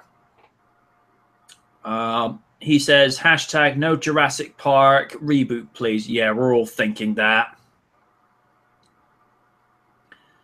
Knowing our luck, if they did a Jurassic Park reboot, you'd have Chris Nolan directing it, which is like, okay, there's warning signs already. And it'd be too realistic and what have you. And, you know, Jurassic Park is one of those movies, it doesn't need a reboot. We like to forget about Jurassic Park 3, and we've discussed that at length enough, Firebird, especially with that panel we did back in 2011 celebrating the 18th anniversary. I think the only way that you'd have something like Jurassic Park rebooted is if it was, say, 20 to 30 years in the future and they wanted to retell the story, but, you know, they have so much more modern, sophisticated special and visual effects to be able to tell it from a fresh perspective, then maybe. But 24 years on, the original 1993 movie has aged in well. Especially that kitchen scene, that still puts me on edge to this day. Yep, and it's probably one of their more famous ones, especially since you see parodies of it with cats. And as I said, the bathroom incident still haunts my dreams. Yeah. And what you know, Donald Gennaro should have done, should have just kept as still as possible, but because he moves like I know a few people whenever they see that bit, they're like, he's a lawyer, I don't feel bad. I'm like, ooh, like that's a bit of savagery right there. D. Hine, and will keep Sally Acorn since 2014 look or get upgraded if she makes IDW Sonic. At the moment, I'm not too fussy with what particular form she has. At the moment, I just want her to be in the IDW comic because, and I've said this so much in the last 5 to 6 months, she's too good to throw away because of the lineage and the history she has with the fans and, of course, with Satam by extension, that she's probably more popular than Sonic with some people. And to throw her away when she's been as integral to the franchise as much as the games have as well, you know, Sega would be shooting themselves in the foot. That's all I got to say with regards to that. He says, is it safe to say that Sonami is overrated? In other news, water is wet, politicians are untrustworthy, and WWE is barely watchable. She's laughing because she knows I'm right. It's true. Also, how come Sally Acorn voice on Sonic Saturn 1995 Cafe Soci doesn't have a Facebook or Twitter account? Maybe she doesn't want one? Not every single celebrity or voice actor goes onto social media. I mean, heck, up until a few years ago, Huey Lewis only just got himself a Twitter account. And when I say Huey Lewis, I mean him and the band, not him specifically.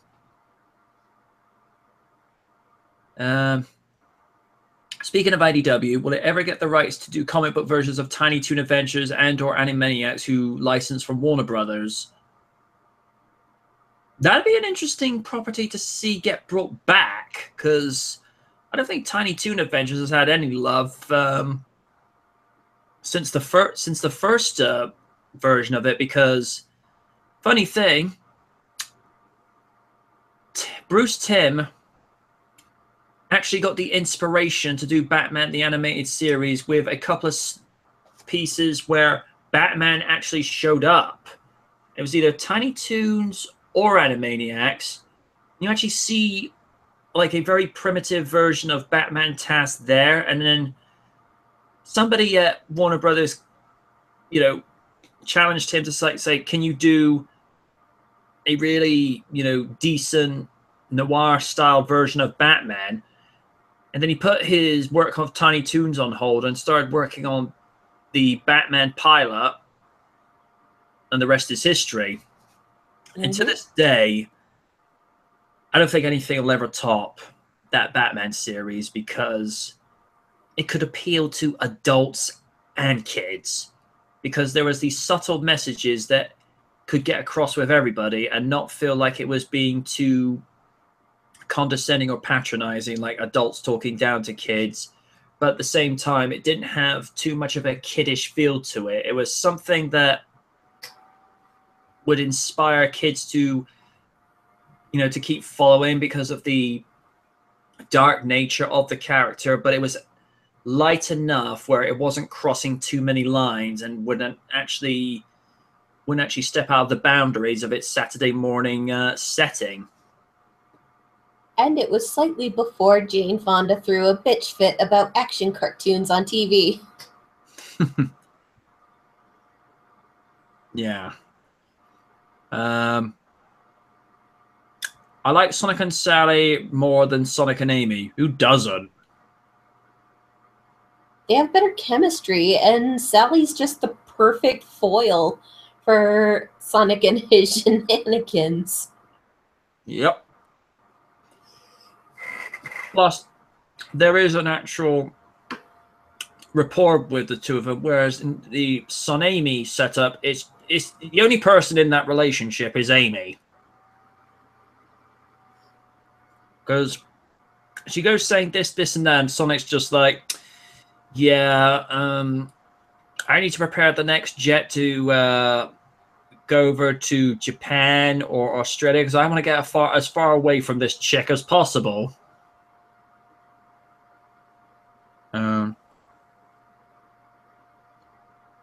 Do you think IDW will buy Bongo Comics? Bongo publishes the Simpson comics.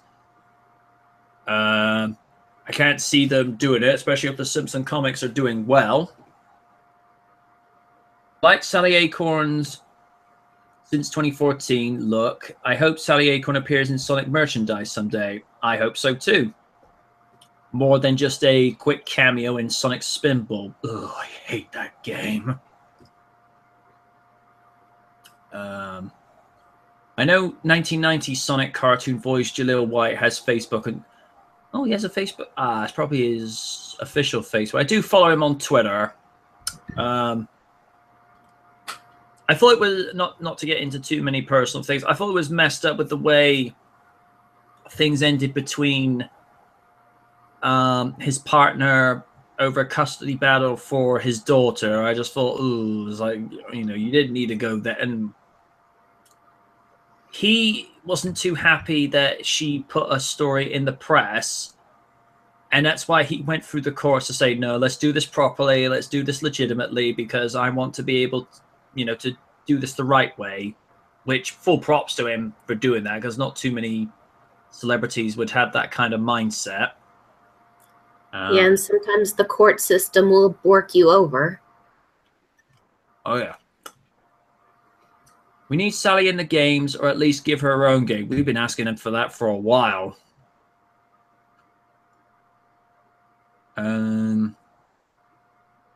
Why not plush dolls of Sally Acorn, Bunny, Rabbit, Antoine, and Rota via Sega license?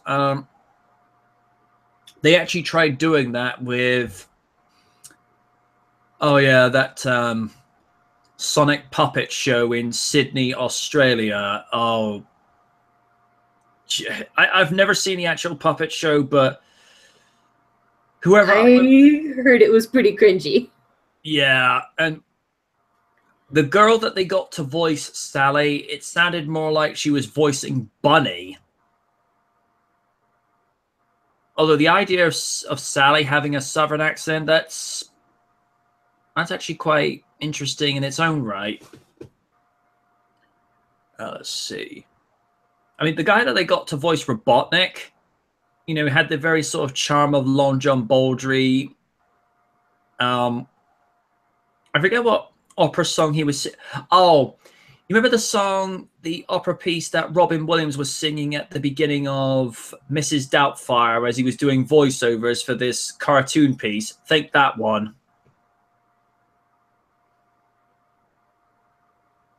And that just went over people's heads. I remember that scene quite well. Yeah. Why not IDW do a Sonic Saturn 1993 comic based on the cartoon? I'm all for that. But then again, wasn't that what Archie's was for? True, but then again, throughout the years, they started adding characters from Adventure onto it. Why do you think Sally Acorn was changed from pink to brown color for Satam? Maybe they just thought her having a brown fur coat was a little bit more logical than a pink fur coat. But then again, we're also talking about a series that has a blue anthropomorphic hedgehog that has possibly the most interesting eyeball set. Because I don't know how to explain how his eyes are for a scientific perspective. For the sitcom question, D. Hine, can't really answer. I've never really seen it, and I'm not sure if MJ's seen Me, Myself, and I. I don't think I have. Not to my knowledge, dude. I'm not intentionally skipping questions. It's just that when I'm trying to eat dinner and read out the questions, it's a little bit difficult. Oh, more Pepsi as the garlic bread has gotten colder and harder, which is never a good thing.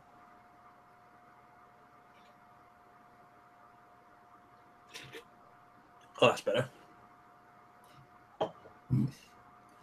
Does third Robotnik voice Gary Chalk? Do My Little Pony Friendship Is Magic cartoon voices in occasion? If he does, he does. I mean, I'm actually friends with Gary Chalk on Facebook. The guy's very logical, tells it like it is. We need more people like that in this world. What are my favorite IDW comic books? This is where it's going to look a little bit weird. I've not really been a huge comic book collector since the Sonic Fleetway Sonic series in the mid to late 90s. Not for a lack of trying and just not having love for comic books. It's just a case of having the time, having the money. Because like a typical college student, I was always out of money back in the day, and not much has changed. Most of the money I would spend on back in the day is either video games or DVDs, because as soon as DVDs came in the early 2000s, like, I ain't buying VHS no more. Why would I want to do that? Will you buy the Cosmo reboot for former Sonic publisher Archie Comics? Wait, the same character from Sonic X? I'm guessing who's that he's referring to. I'm going to read a question from Adam Wofford. Hey, MJ, what do you think a Sonic cartoon where it was set in a dystopian cyberpunk where... Ooh. That'd be... Yeah. I'd go for that. That'd be very intriguing. I'd be all over that too. If anything, it would kind of add a bit of a darker element to Robotropolis. Yeah. Why did Sally Acorn get a blue vest jacket in the second season of Sonic Saturn? Because parents complained that she was naked. That is why.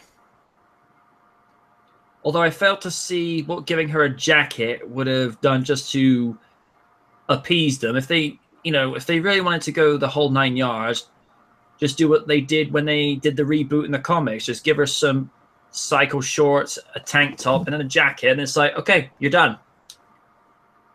But, It's kind of how they redesigned Bunny's design in the comics with her cowboy hat and her jacket, which I actually thought made her look a bit more badass. I as well.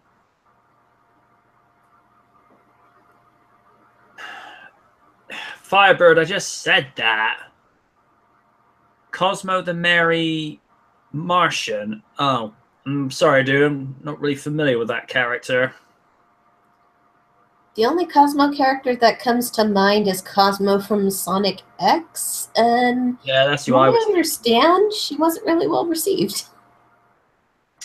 I mean, the only thing I liked about it was the fact that it was something for Tails, for a change, because throughout the first 3 seasons of Sonic X, it was focusing primarily on Amy trying to win Sonic over and failing miserably as usual.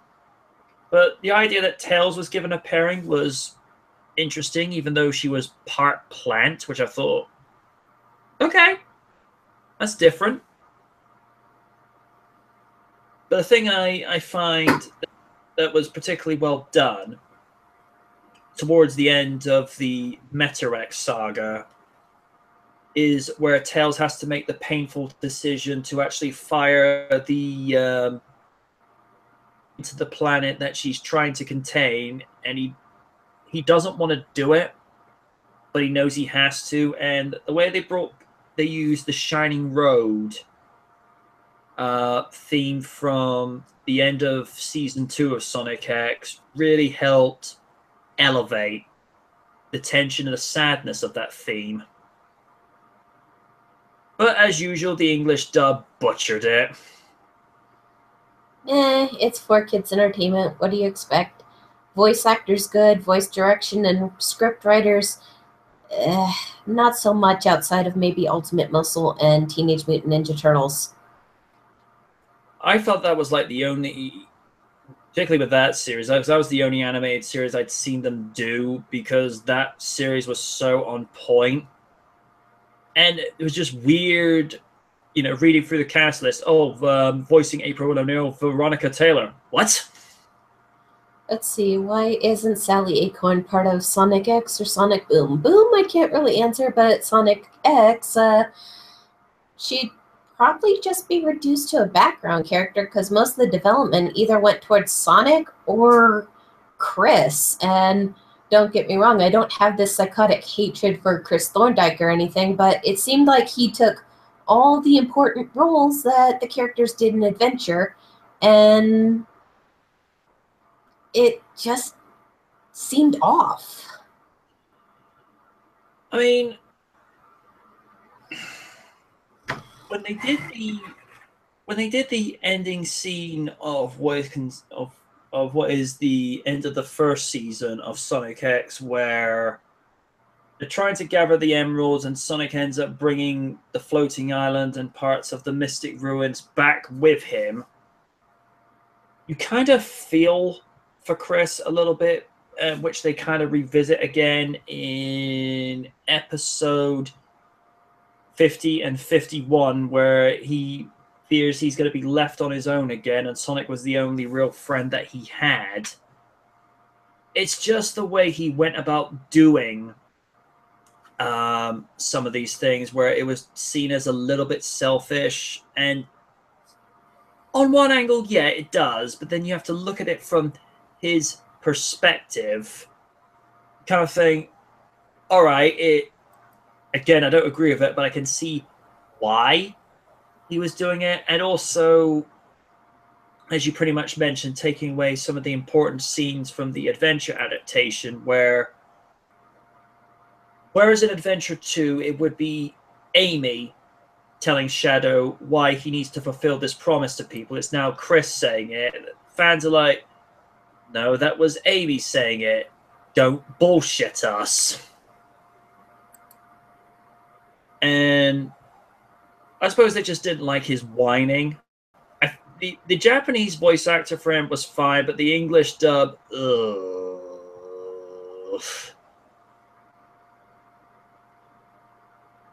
Okay in other roles, just not that role. No.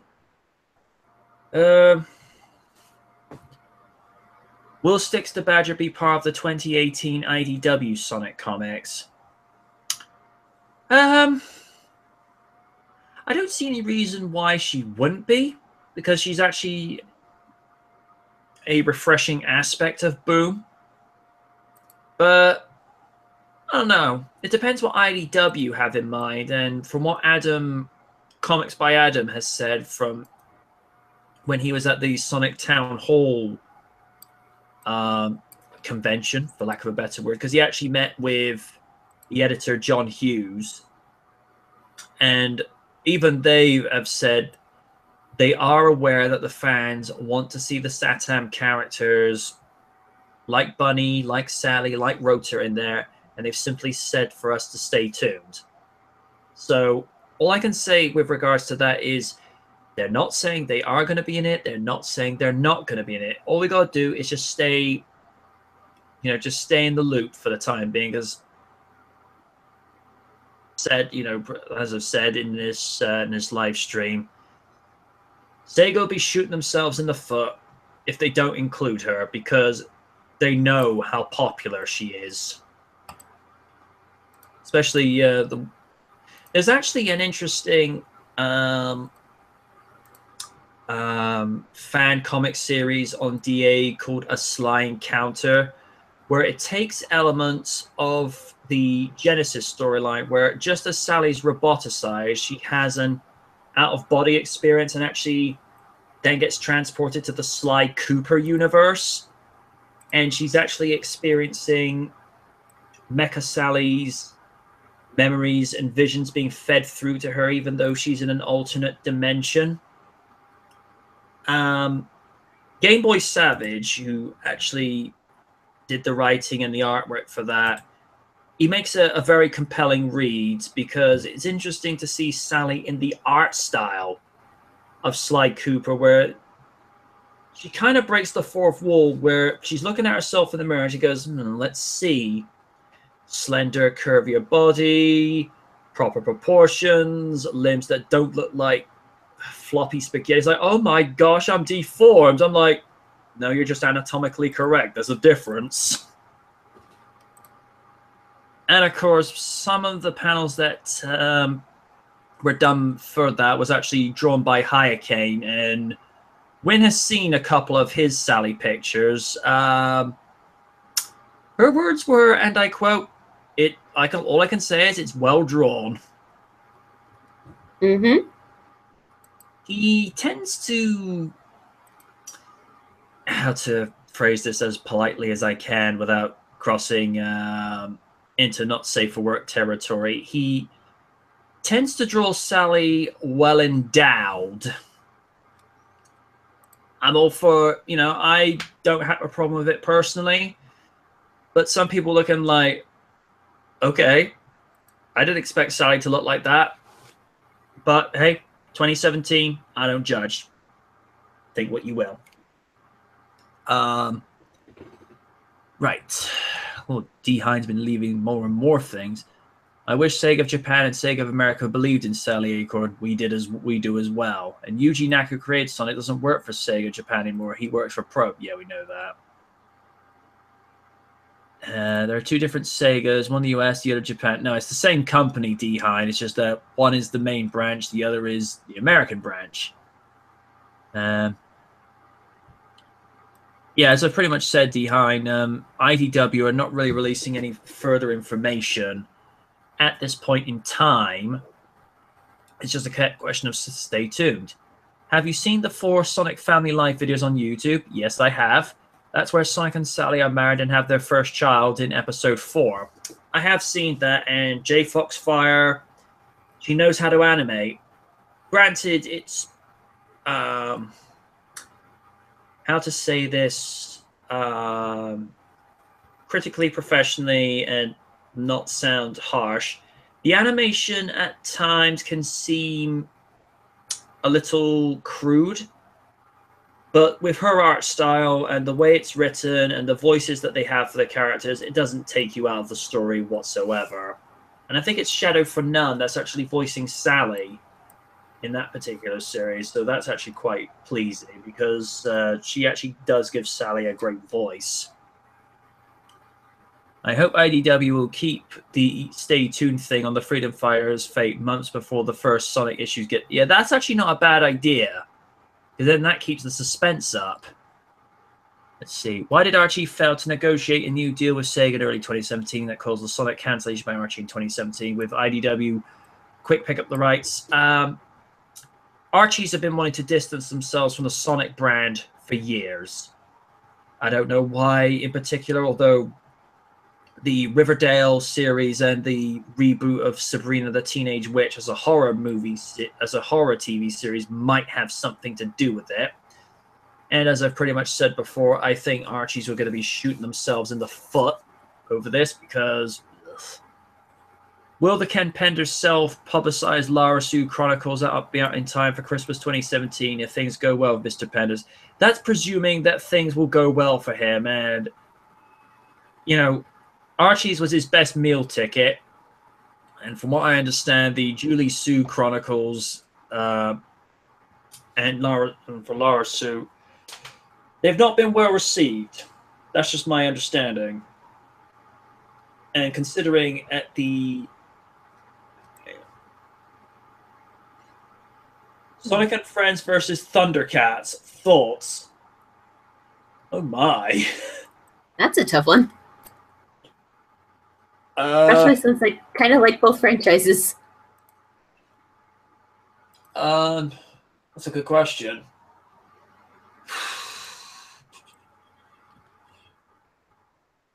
Chose there's a lot of characters that have equal traits on either side. Sonic would probably do well against Cheetah.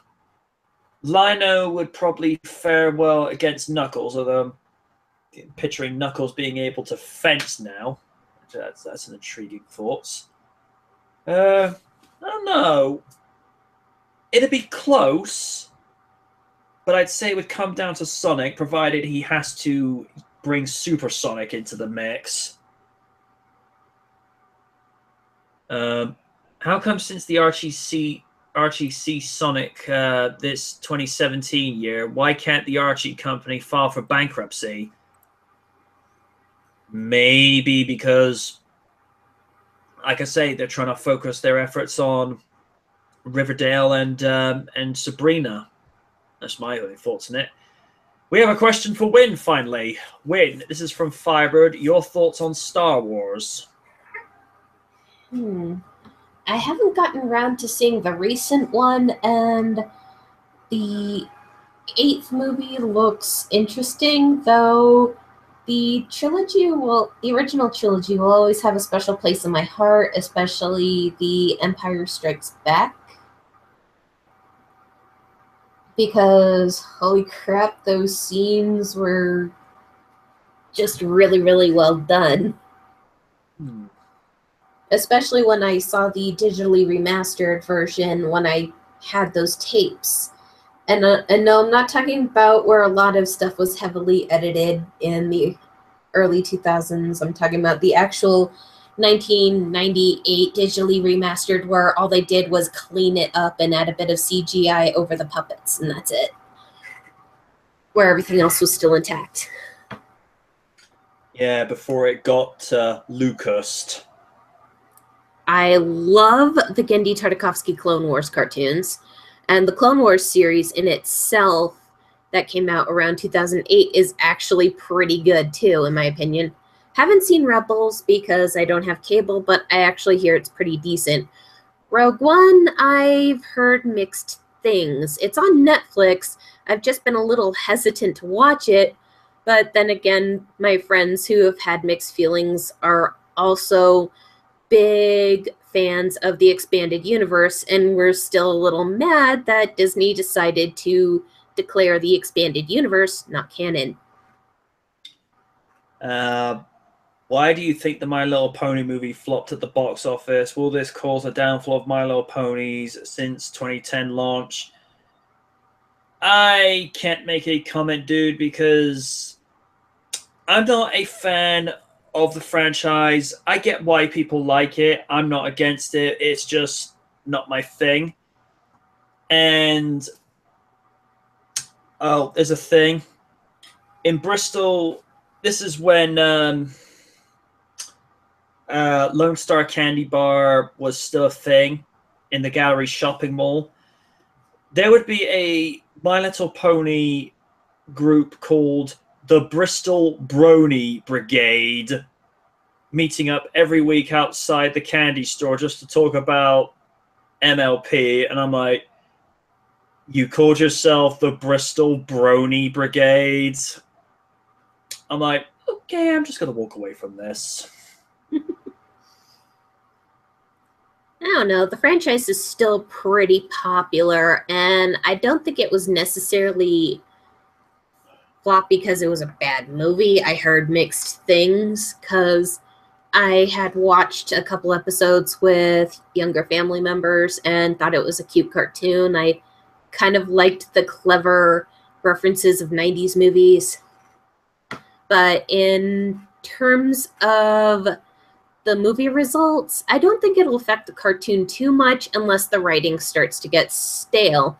I haven't been keeping up myself because, as I said, I watched maybe the first couple seasons and I kind of fell back on it because of other shows coming to my attention and being busy.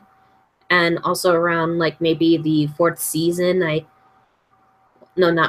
maybe fifth season, I had finally found work, so I've been super busy with work around that time. And to answer how working with MJ is, so far pretty awesome. I honestly wasn't expecting to work with MJ. I was just thinking, okay, cool, I'll just leave my little inputs here. If I have questions, I'll leave questions for his show. When he does live streams, I'll just put in my little inputs here and there. Who knew that being overly opinionated would actually bear fruit rather than get me in trouble? I like people who speak their mind, and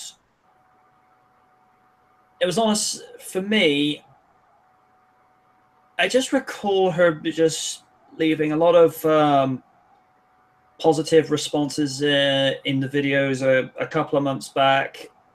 And I remember sort of thinking there's something to her. And when she started leaving a couple of comments in the review live stream for SummerSlam, I just threw the question out to her, Survivor Series, you in or not? And she's like, really?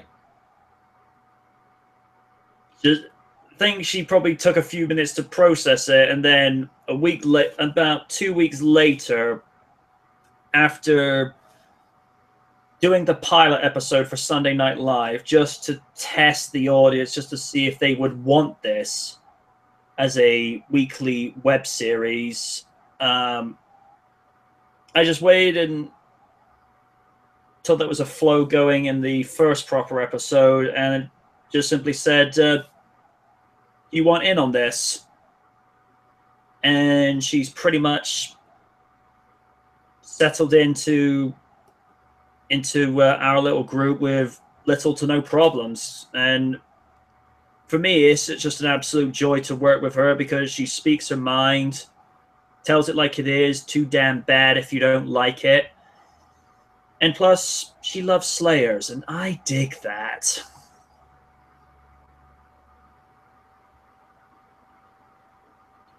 Plus, that little bit is an actual quote from Lisa Ortiz with the extra feature on the extra features of Slayer's next, because she actually simply said why she loves Lena so much, and it goes, and she's got red hair, and I dig that. Although I find, and don't get me wrong, I love Lisa Ortiz to death. I do. I really do. But I found when she came back for Slayer's Revolution, I felt like they were purposely putting helium in her voice because she sounded too squeaky, like Amy Rose squeaky. But then again, she had been voicing Amy for so long in Sonic X and in the mainstream games. It was, I don't know, it's almost like it became second nature with her. If Sally Acorn makes IDW Sonic, will Sally Acorn get a spin-off title? She got a 3-issue miniseries in 1995. Yeah, I still need to read those. Haven't gotten around to reading them, but a lot of people tell me good things about them. Too bad there won't be a Sonic My Little Pony crossover from IDW at all. I think, given what we've seen from parody videos on YouTube of Sonic characters pairing up against MLP characters, I'm not so sure I'd want to see that. Although the most amusing parody crossover I've seen is 60s Spider-Man with My Little Pony, which it's one of those things it has to be seen to be believed, because it's just snarky Spider-Man interacting with talking ponies. Just one of those sort of what the fuck moments, but I have to keep watching just to see where this is going. What's your favorite Sonic comic book and Satam character of all time? Now, see, with the Sonic, this is kind of a two-part in that respect. If we're talking Fleetway, I would say it's the debut of the Robotnik that we know from Adventures of, because Robotnik actually went through an evolution phase where he turned from the Japanese version that we remember from Sonic 1 and actually cocoons himself up in an egg and hatches out in issue 20, if I'm not mistaken. No, hang on. Was it issue 20? Yeah, issue 20 as the Adventures of Robotnik, and Sonic just simply says, it's like, yo, Fatso, what have you been taking ugly pills or something? You look hideous. He goes, you will respect me, you blue pin cushion. Like Sonic would ever do that. But as for Satam, favorite Satam character of all time, Sally. Easily. As Win pretty much said it to a T, she's the perfect foil to Sonic's tomfoolery. You know, very smart, very level-headed, very cerebral.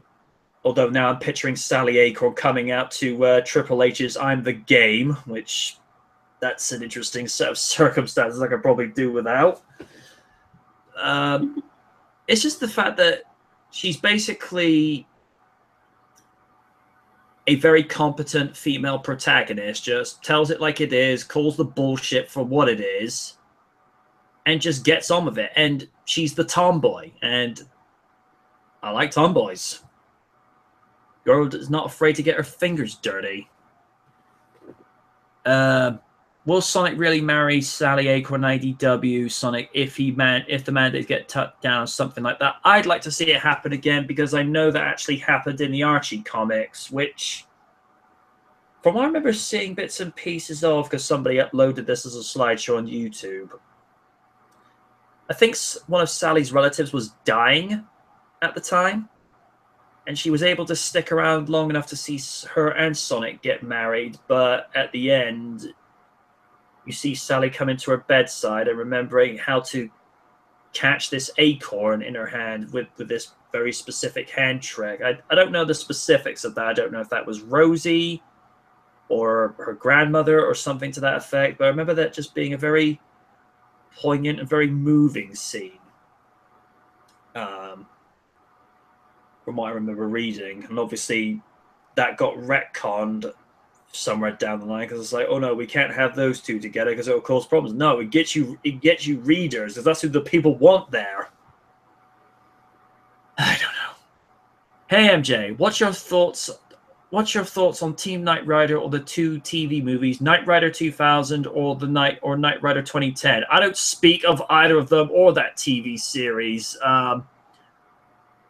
Team Knight Rider, I feel like they missed the point completely, because the cars couldn't even do half of the things that Kit could do. They couldn't turbo boost. They weren't indestructible, best of my knowledge. And I didn't like the idea of two bikes forming together to become this one hybrid vehicle. Knight Rider 2000, I've said my thoughts on this until I'm blue in the face. The only things that were of Knight Rider in that TV movie was Hasselhoff, Mulhare, and Daniels. Aside from that, that was not Knight Rider. I mean, taking Kit from an 82 Pontiac Trans Am and shoving him into what is a 91 Dodge Stealth, but is disguised as an 83 Pontiac Banshee. That ain't Knight Rider. It would have been a lot easier if they had just had the Trans Am struggling to perform competently, because he'd been, as he said, stuffed in mothballs for a decade. Because to first put him in a 65 Chevy Bel Air was laughable in its own right. And for further context, I happen to like the Chevy Bel Air. I think that's a great car. But for kids, no. And as for Knight Rider 2010, we don't talk about that, because the story that movie is Knight Rider in name only, because the car in that movie is a very busted up 1969 Ford Mustang, and drives the car. It's not an AI, it's the soul of the protagonist's dead girlfriend.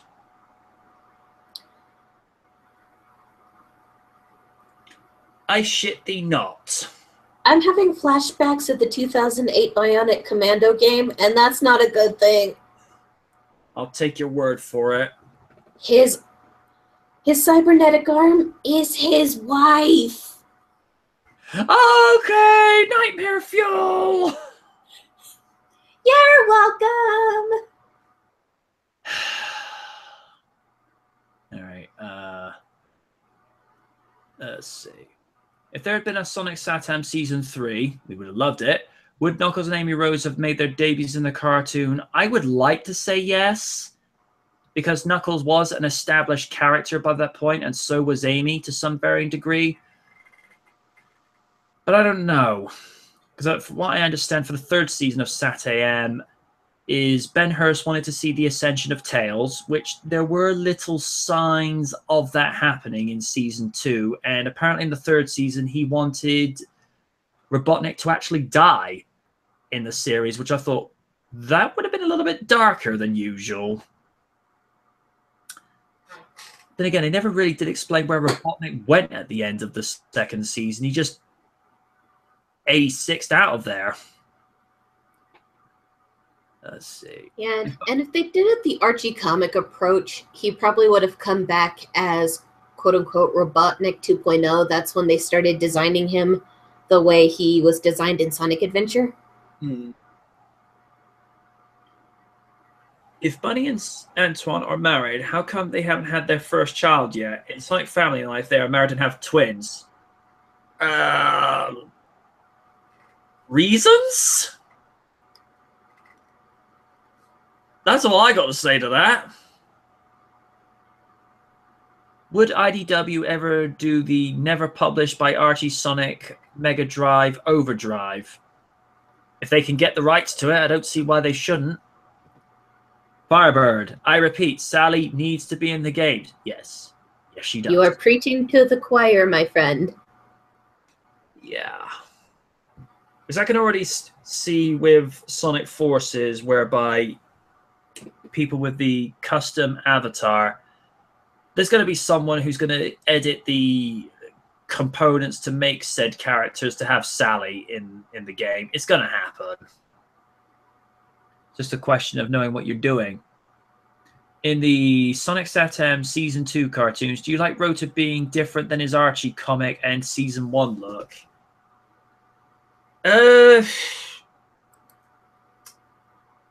I did think it looked weird when you go into the second season and he shrunk in size and changed shape as well. That kind of threw me off because I didn't have a problem with his Season 1 look. I thought it was just fine. But apparently Penders intervenes. I'm like, oh goody, here we go again. I don't have a problem with either of them. It just would have been nice if Deke had just stuck with one, preferably the first season, because the guy was actually quite likable like that. Who's the better Deke Robotnik voice, Long John Baldry, Jim Cummings, or Gary Jim Cummings? Cummings. I loved Long John Baldry's delivery in The Adventures of Sonic the Hedgehog, but there's just something sinister the way Jim Cummings delivers Robotnik's dialogue. Gary Chalk, he did a good job, I'm not going to lie, but at the same time, I kept hearing Optimus Primal. Mm-hmm. And sorry, it's the little attack of conscience there. Naughty, naughty. Although I did feel like he made Robotnik a little bit campier again. He kind of made the character a tiny bit lighthearted. Yeah, it kind of seemed like an even mix. Yeah. How come we never saw Queen Acorn in Sonic Satam Season 2? We saw King Acorn in Season 2. Alicia, I think the only time she's ever really been seen is in the Archie comics, because even in the Blast to the Past episode, as you just mentioned, we see, Maximilian Acorn, or Nigel, renamed to in the Archie comics, but there was never any sign of her mother. I'm either going to guess that she either passed away while Sally was still quite young, or she just disappeared for reasons, because it's never really established why she wasn't in the animated series, although particularly when it's leading up to issue 134, Firebird knows what I'm talking about. The way that they have Alicia drawn, just as Sonic has come back to the planet, you'd swear you're looking at Sally. But again, it's probably just the way that the artist wanted her designed and what have you, since she basically is just, an older version of her. I don't know. I suppose that maybe the other reason they didn't include her in Saturday Morning, maybe they were still working on things for the comic whilst they were actually still working on the series and just didn't have the room to put her in. I don't know. I really couldn't tell you.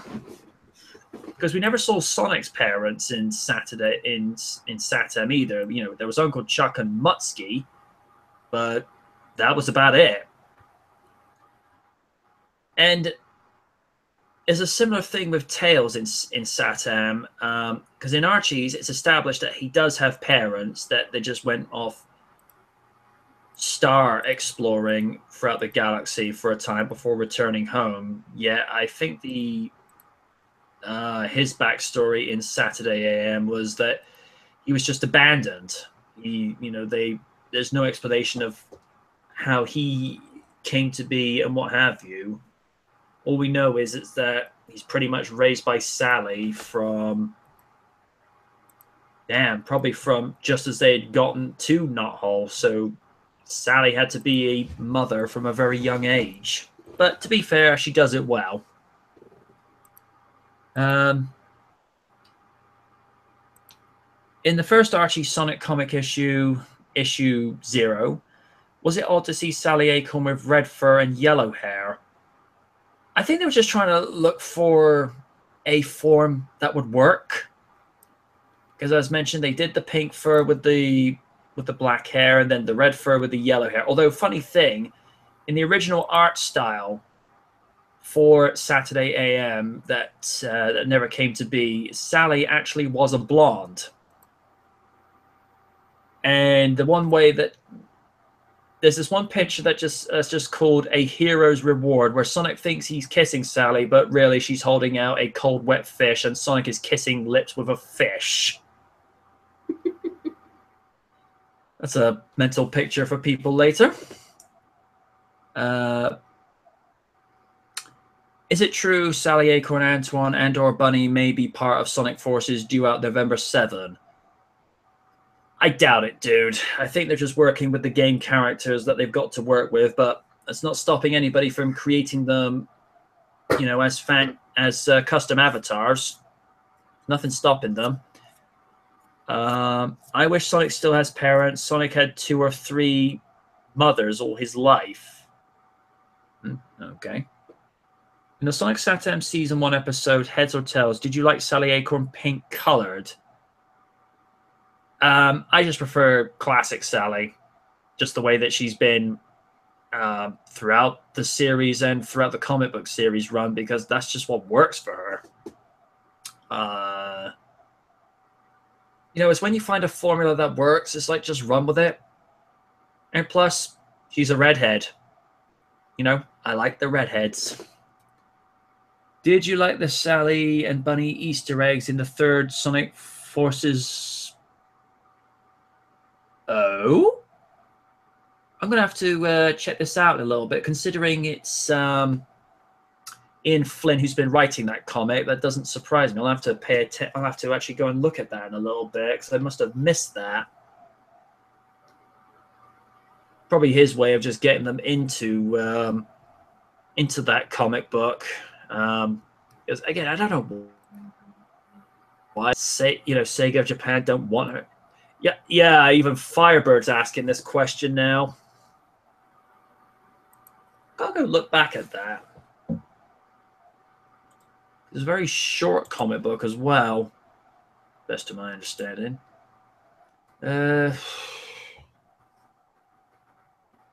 Okay, folks, have we got any questions that's not from D. Hine? No disrespect, dude, but we do need to keep it varied a little bit.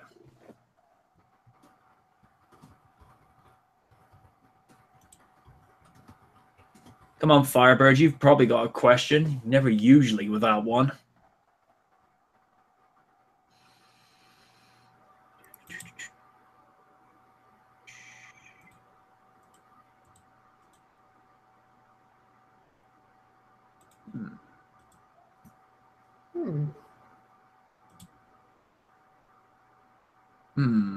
Let me see.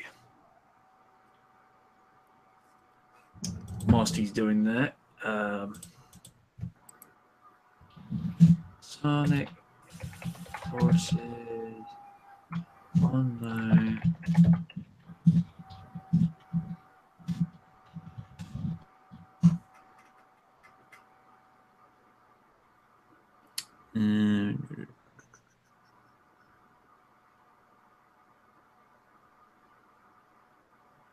No.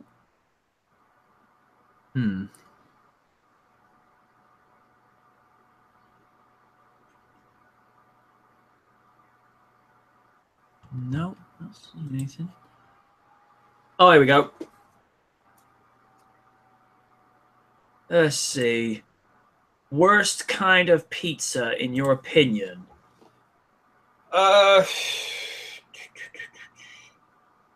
Are we talking with regards to flavor, ingredients, type of base, what have you? Ooh.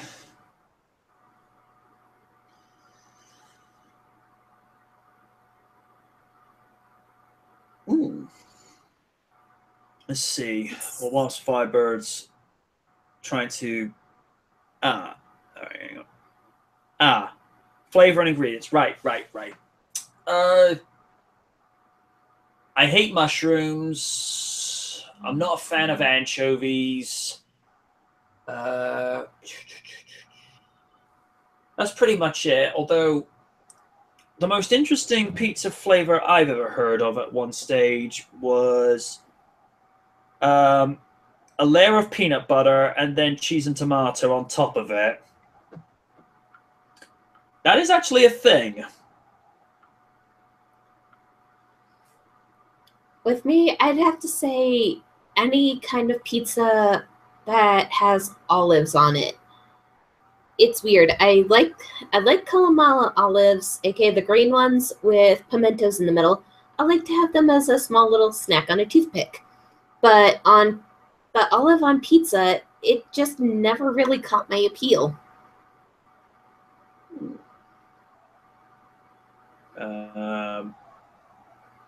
The Witches TV show, thoughts? Haven't seen it, dude, so can't give an honest opinion.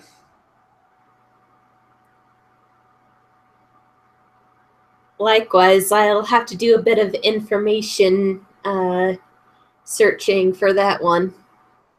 But I'm intrigued because I did read a couple of X-23 comics in the past, and they were really good. My only gripe was just as it was getting good, it got canceled. Nah. Hate it when people do God that. damn it, Marvel! Quit canceling your good stuff and quit making mass productions of your crappy comics. Yeah. If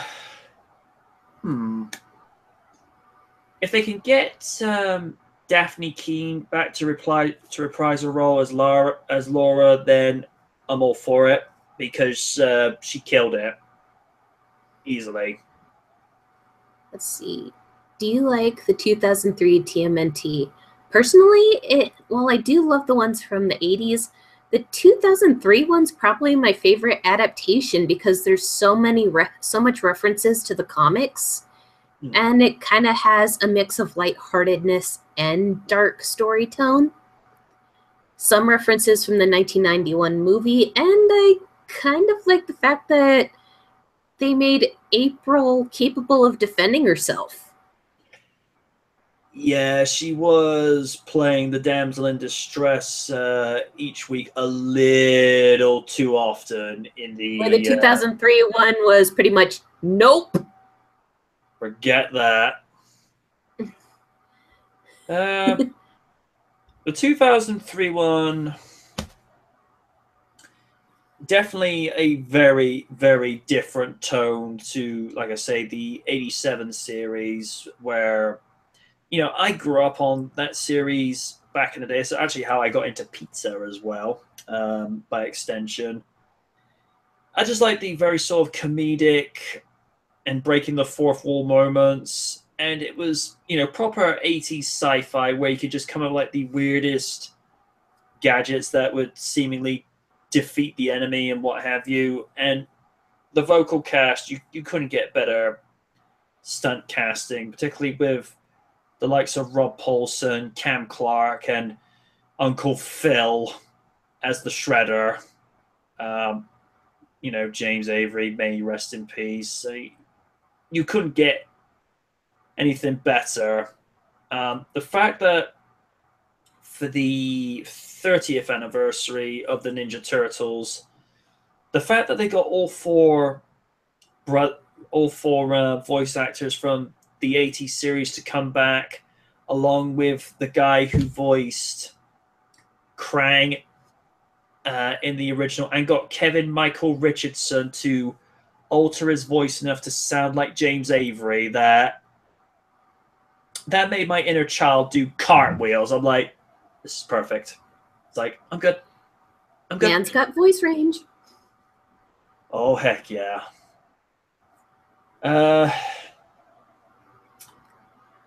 Well, for one thing, with 2003, it made us forget about Next Mutations and that turtle.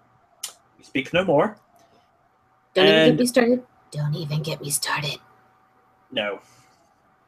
Though I'll save that little pipe bomb for SKL. Yeah.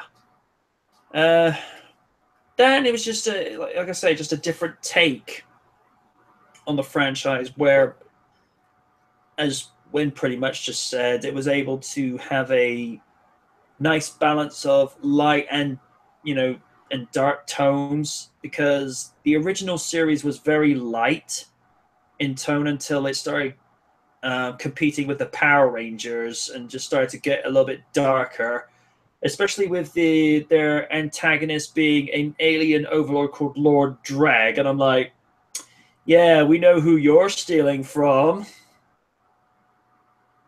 Idiots. I don't know. I tend to lean more towards the 2012 one because it was basically trying to be a new age version of the 87 series, but done in such a way whereby you knew they were having fun with it. It was referencing trying to be not as too lighthearted as the 87, but it was making it to a point where it was lighter than the 03 one. And the fact they got Rob Paulson to voice Donnie after being known for voicing Raph, and to be fair, he does all right as Donatello, but the one that got everyone fangasming as when they did the crossover episode with the 87 counterparts, and you hear 2012 Raphael interacting with Rob Paulson as Raphael, and it has to be said, as Raphael, he hasn't missed a beat. He had it down perfectly. I agree. It's like the self-awareness and moment of getting metaphysical just, it made me fangirl. I was like, yes! And, hearing Cam Clark and Barry Gordon as Leo and Donnie, respectively, their voices hadn't aged at all. I mean, especially Cam, but considering the... Holy shit, Cam has still got it. And I've actually seen a recent picture of him a couple years back. Dude is aging pretty well, so I think there's some kind of universal fountain of youth serum going on that only Hollywood and voice actors are sharing with one another. Yeah, that, because obviously... And to bring back my inner WoW nerd, he kind of does the audio for your male Blood Elf avatar in World of Warcraft. You make a male Blood Elf, you hit /silly, you'll hear the avatar tell a joke, and that will be Cam Clark's voice. But at the same time, it's all, you channeled your inner liquid snake, you clever bastard. It's funny, you mentioned with... like I say, voice actors still hitting the mark, because obviously the other week we talked about the Captain Planet crossover episode in OK KO Let's Be Heroes. David Coburn is actually a lot younger than I thought he was, because the guy's only 47, and I found out he started voicing Captain Planet when he was barely 21. Whoa. I mean, I knew the guy sounded youthful. I just didn't think how youthful. Yeah, some of those voice actors, you'd be surprised. For example, Charles Adler also looks like he's aging quite well. And the dude's in his 50s. Whoa.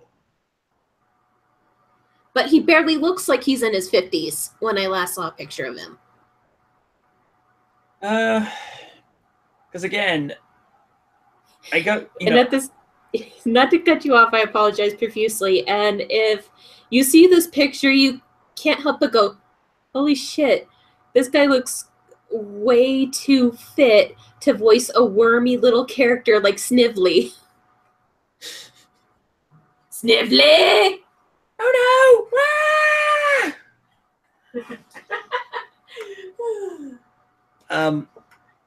Because the thing that got me was, because I went and saw the OK KO episode where he came back in, and because I had a vague memory in my mind of how he sounded, particularly when he started finding his stride as Cap, because in the very first episode of Captain Planet, oh dear, 1990 was not a good time for voice acting, because it sounded like David was just going through the motions until maybe like 20 to 30 episodes down, he was actually starting to feel more comfortable being the character, where it actually feels more natural, particularly where he would be just cracking jokes for the sake of, and then, like I say, I go back and hear him in OK KO, and it's like, it sounds exactly like he just stepped off the last episode from 1996, because it sounds pitch perfect. Although, oh yeah, but there are a lot of voice actors that improve as they start out. If they start out, it kind of sounds a little shaky, but as they get comfortable with the role, you can kind of tell. Take Sean Schemmel and Christopher Sabat with Dragon Ball Z, for example.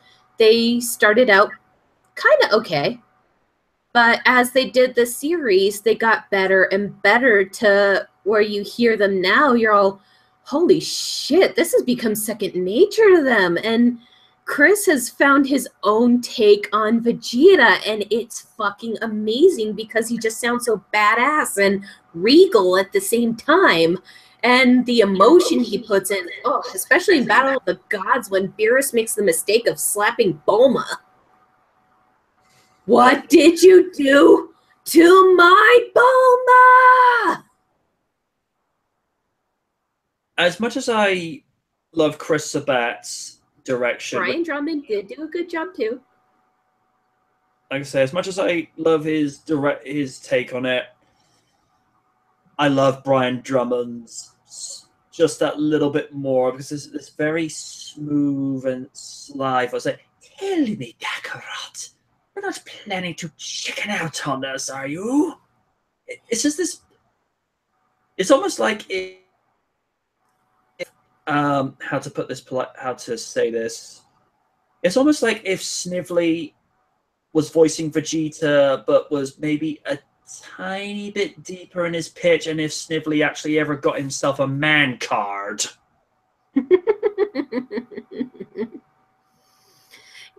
Yeah, and it can become suave right away when he does other voice roles, such as Alan Shazar in Vision of Escaflowne and Zex Marquis, aka Miliardo Peacecraft, in Gundam Wing. Ooh. Sorry, I'm a Zex Marquis fangirl. That's actually one of my favorite anime series because of the way that thing is written, and particularly with the Gundam pilots, because they've each got their own individual voices and their own specific agendas with regards to their mission. But there are he was one of my favorite 4 characters: Zex Marquis, Duo Maxwell, Katra Rababa Winner, because I kind of liked the pacifist approach with his personality.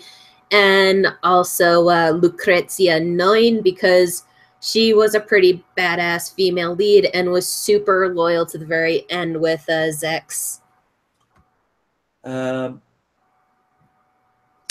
Hero Yui at times I felt came across as maybe a tiny bit too psychotic and a little bit mentally unstable, particularly when you can tell Kirby Morrow did it well. Yeah, of course, that was also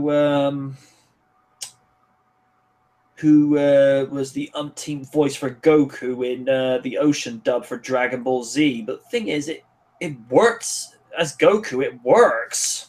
And he was also in Escaflowne. He did the voice for the main protagonist, Vaughn. Oh.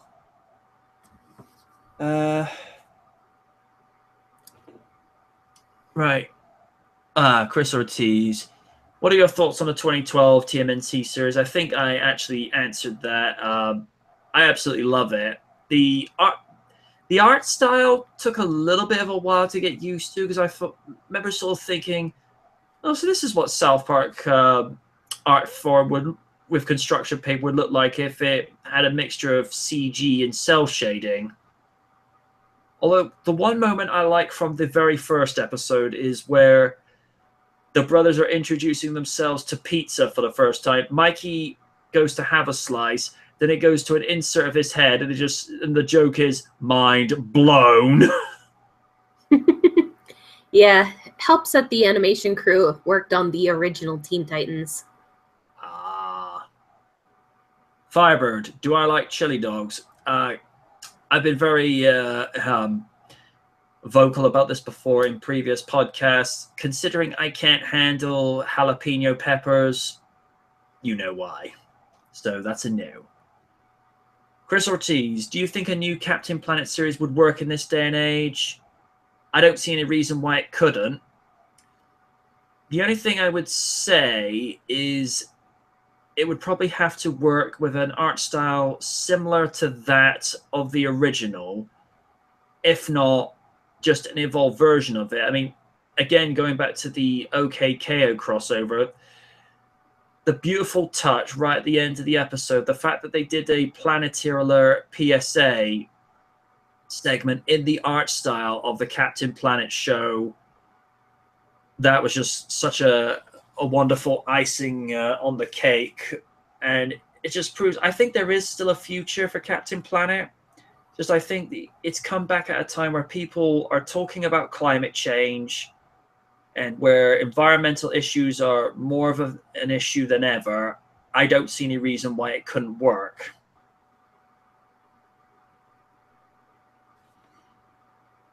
Firebird saying, time for me to run. Take care. You too, dude.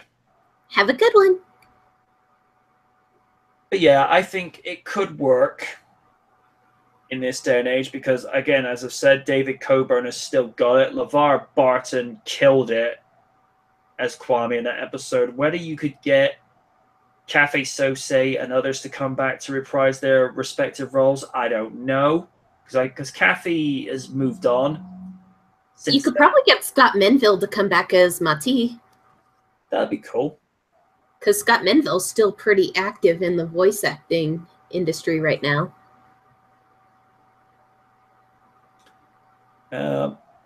Mind you, the role of Linka was actually quite a young character, and as good as Kathy is, and she is, whether she could still pull off the young adult female type of voice, I don't know.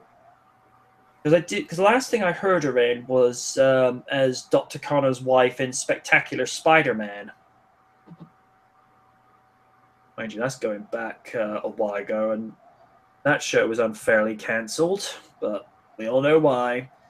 They wanted the Sony animated series that the fans didn't want, because from what I understand, Ultimate Spider-Man was a pile of crap. It got better after maybe the third season. It kind of grew on me, but Spectacular will always be the better one in my heart, in my opinion. Because at least with the third season, we kind of got to see more Marvel heroes working with Spidey. The jokes were a little less obnoxious. And I did like that there was an episode where it did get to team up with Squirrel Girl, which I'm still trying to figure out why the current Squirrel Girl comics getting hate, aside from maybe the artwork not being all that great. It's hard to say. Because she's actually normally a pretty well-liked character before. Again, it's hard to say. It could be a multitude of reasons for it, but it could just be like the Sonic fan base bitching about why they don't get one thing after they ask for it, and I don't know. Have you seen the current Spider-Man cartoon? Not yet. What one's this one? Oh wait, is this the new one where they're kind of using aspects from the movies? Yeah, I believe I've seen clips of it, but not enough to pass judgment. Clips I've seen, it kind of looks like he's rocking the hoodie and the ski mask the way he did facing off against Bonesaw in the original Spider-Man movie. The only problem I had with those movies is, as good as Maguire is as Parker, Spidey, he needed a lot of work. Especially with the line of, "That's a pretty cute little outfit. Did your husband make that for you?" Where it came more natural to Andrew Garfield. Oh no, flip knives, my only weakness. It's like, put your hands up. From what I've heard, Tom Holland is doing pretty damn good as Spidey at the moment. Yeah. I haven't seen enough Homecoming to see for myself, but since it's kind of finally out, I can put that on my list to rent, so that way I do have something to talk about for the movie cast. Yep. As you say, with Garfield, you couldn't get him to shut up. It was just, I don't know.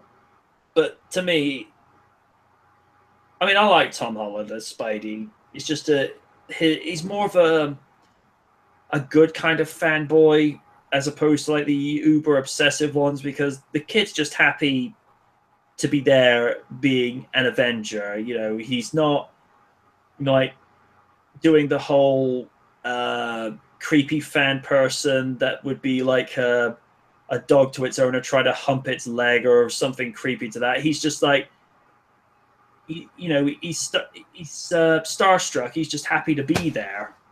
Yeah, it's more, holy crap, I get to fight alongside my favorite heroes, not, oh my god, it's Stark. Grabs a lock of his hair when he's not looking to reference a Markiplier Let's Play video. Your hair will look great on my wall.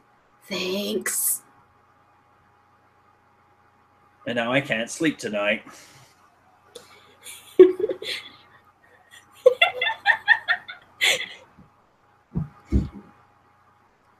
There's a lot worse references. At least it isn't that infamous scene from Stephen King's Misery.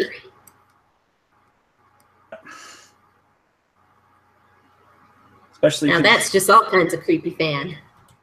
Yeah, there's creepy, like, yeah, you might want to tone that back a bit, and then there's, ugh, stop that. I've been told a few creepy things over the years. I'm not saying it in this live stream, nor am I telling you after the live stream, because it would make George Michael's Freak look like a more family-friendly music video. Say no more. Yes, we're not going to go there. Mind you, has to be said, you took that reaction to that music video better than what I thought you were going to do, because I know people were going to... Yeah, it was freaky, but at the same time, all it did was remind me of that one scene in The Matrix Reloaded. That's all it did. I mean, again, he was going for a very, very weird time, because he was sort of,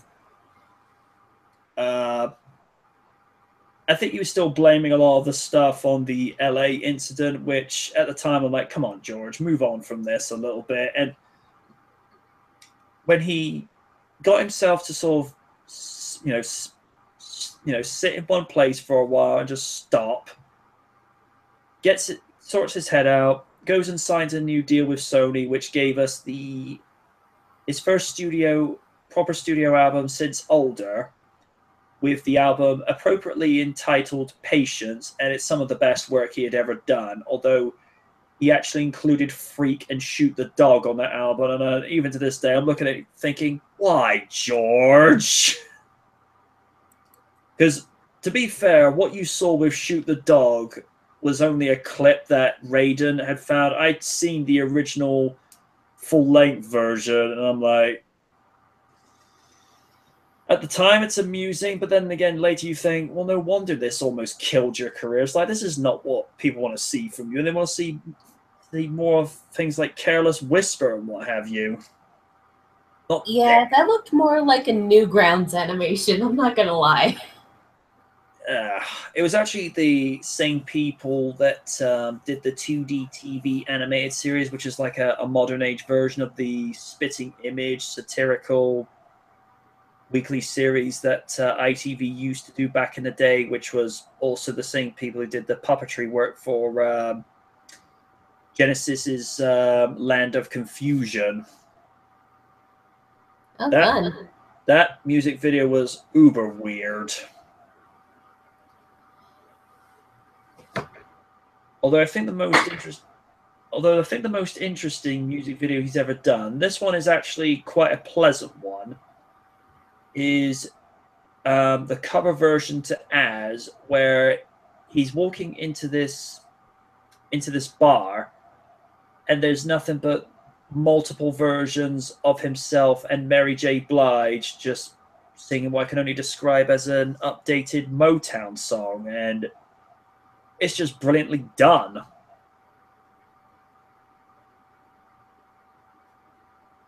I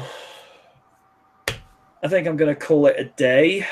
Went a little bit longer than expected, but hell, this is a